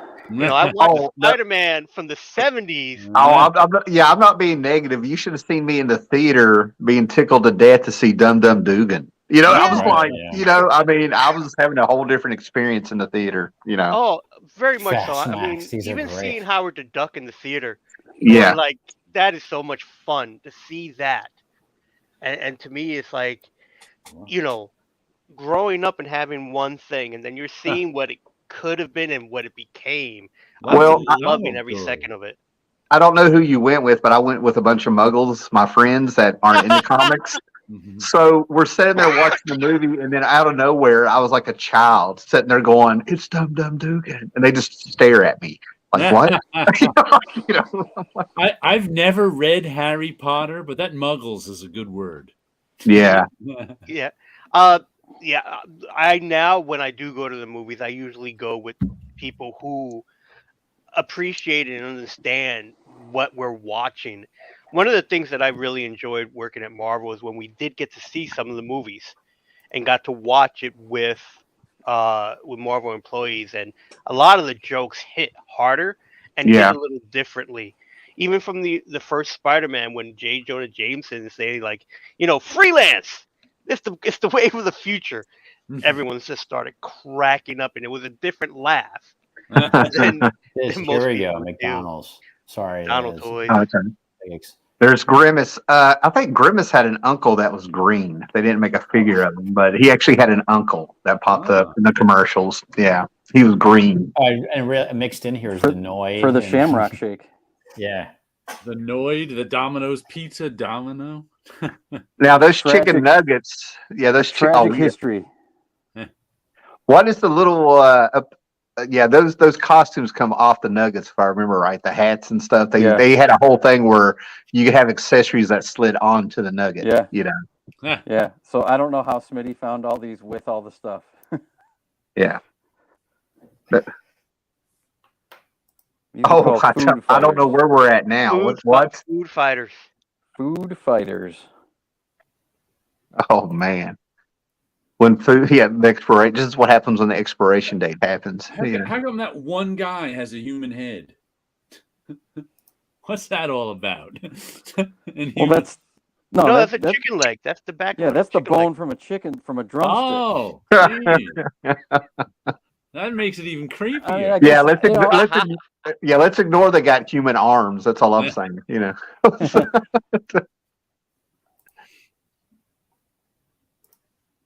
Turbo Max. Yeah, there you go. Mac the knife.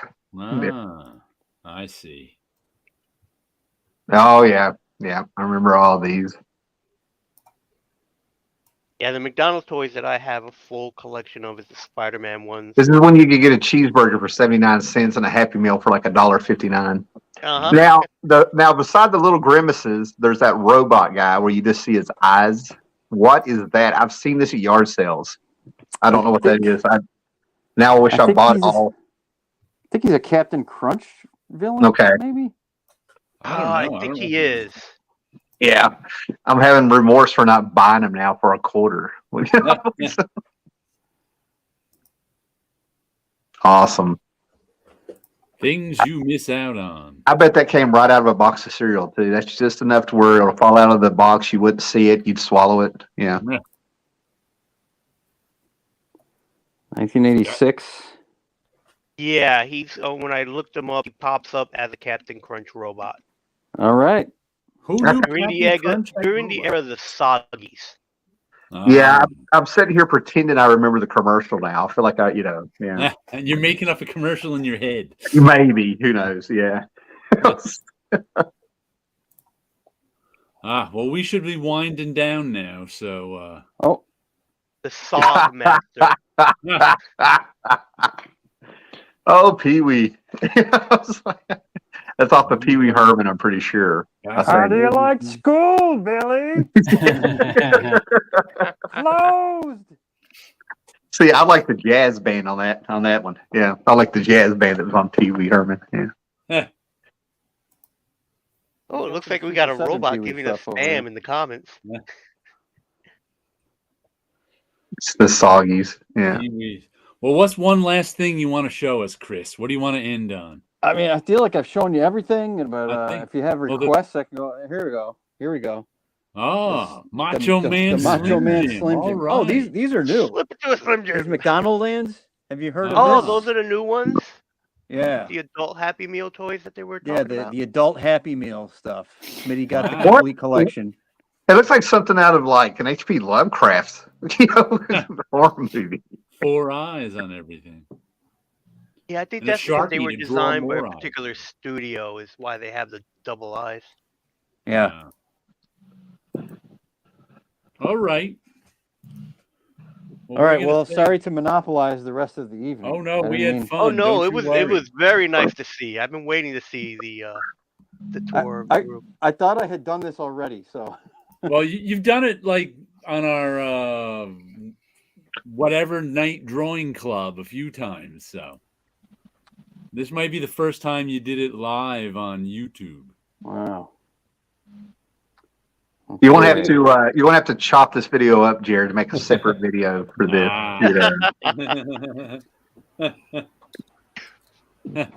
I just But can't you did believe do I it got before, so a few many months people in one ago. spot that think this is cool. Oh, look, we got Russian sex bots in the chat. It's about time.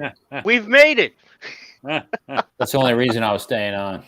I'm just going to pretend they followed me over. I'll take the blame since I'm the one guy that killed Jason Todd.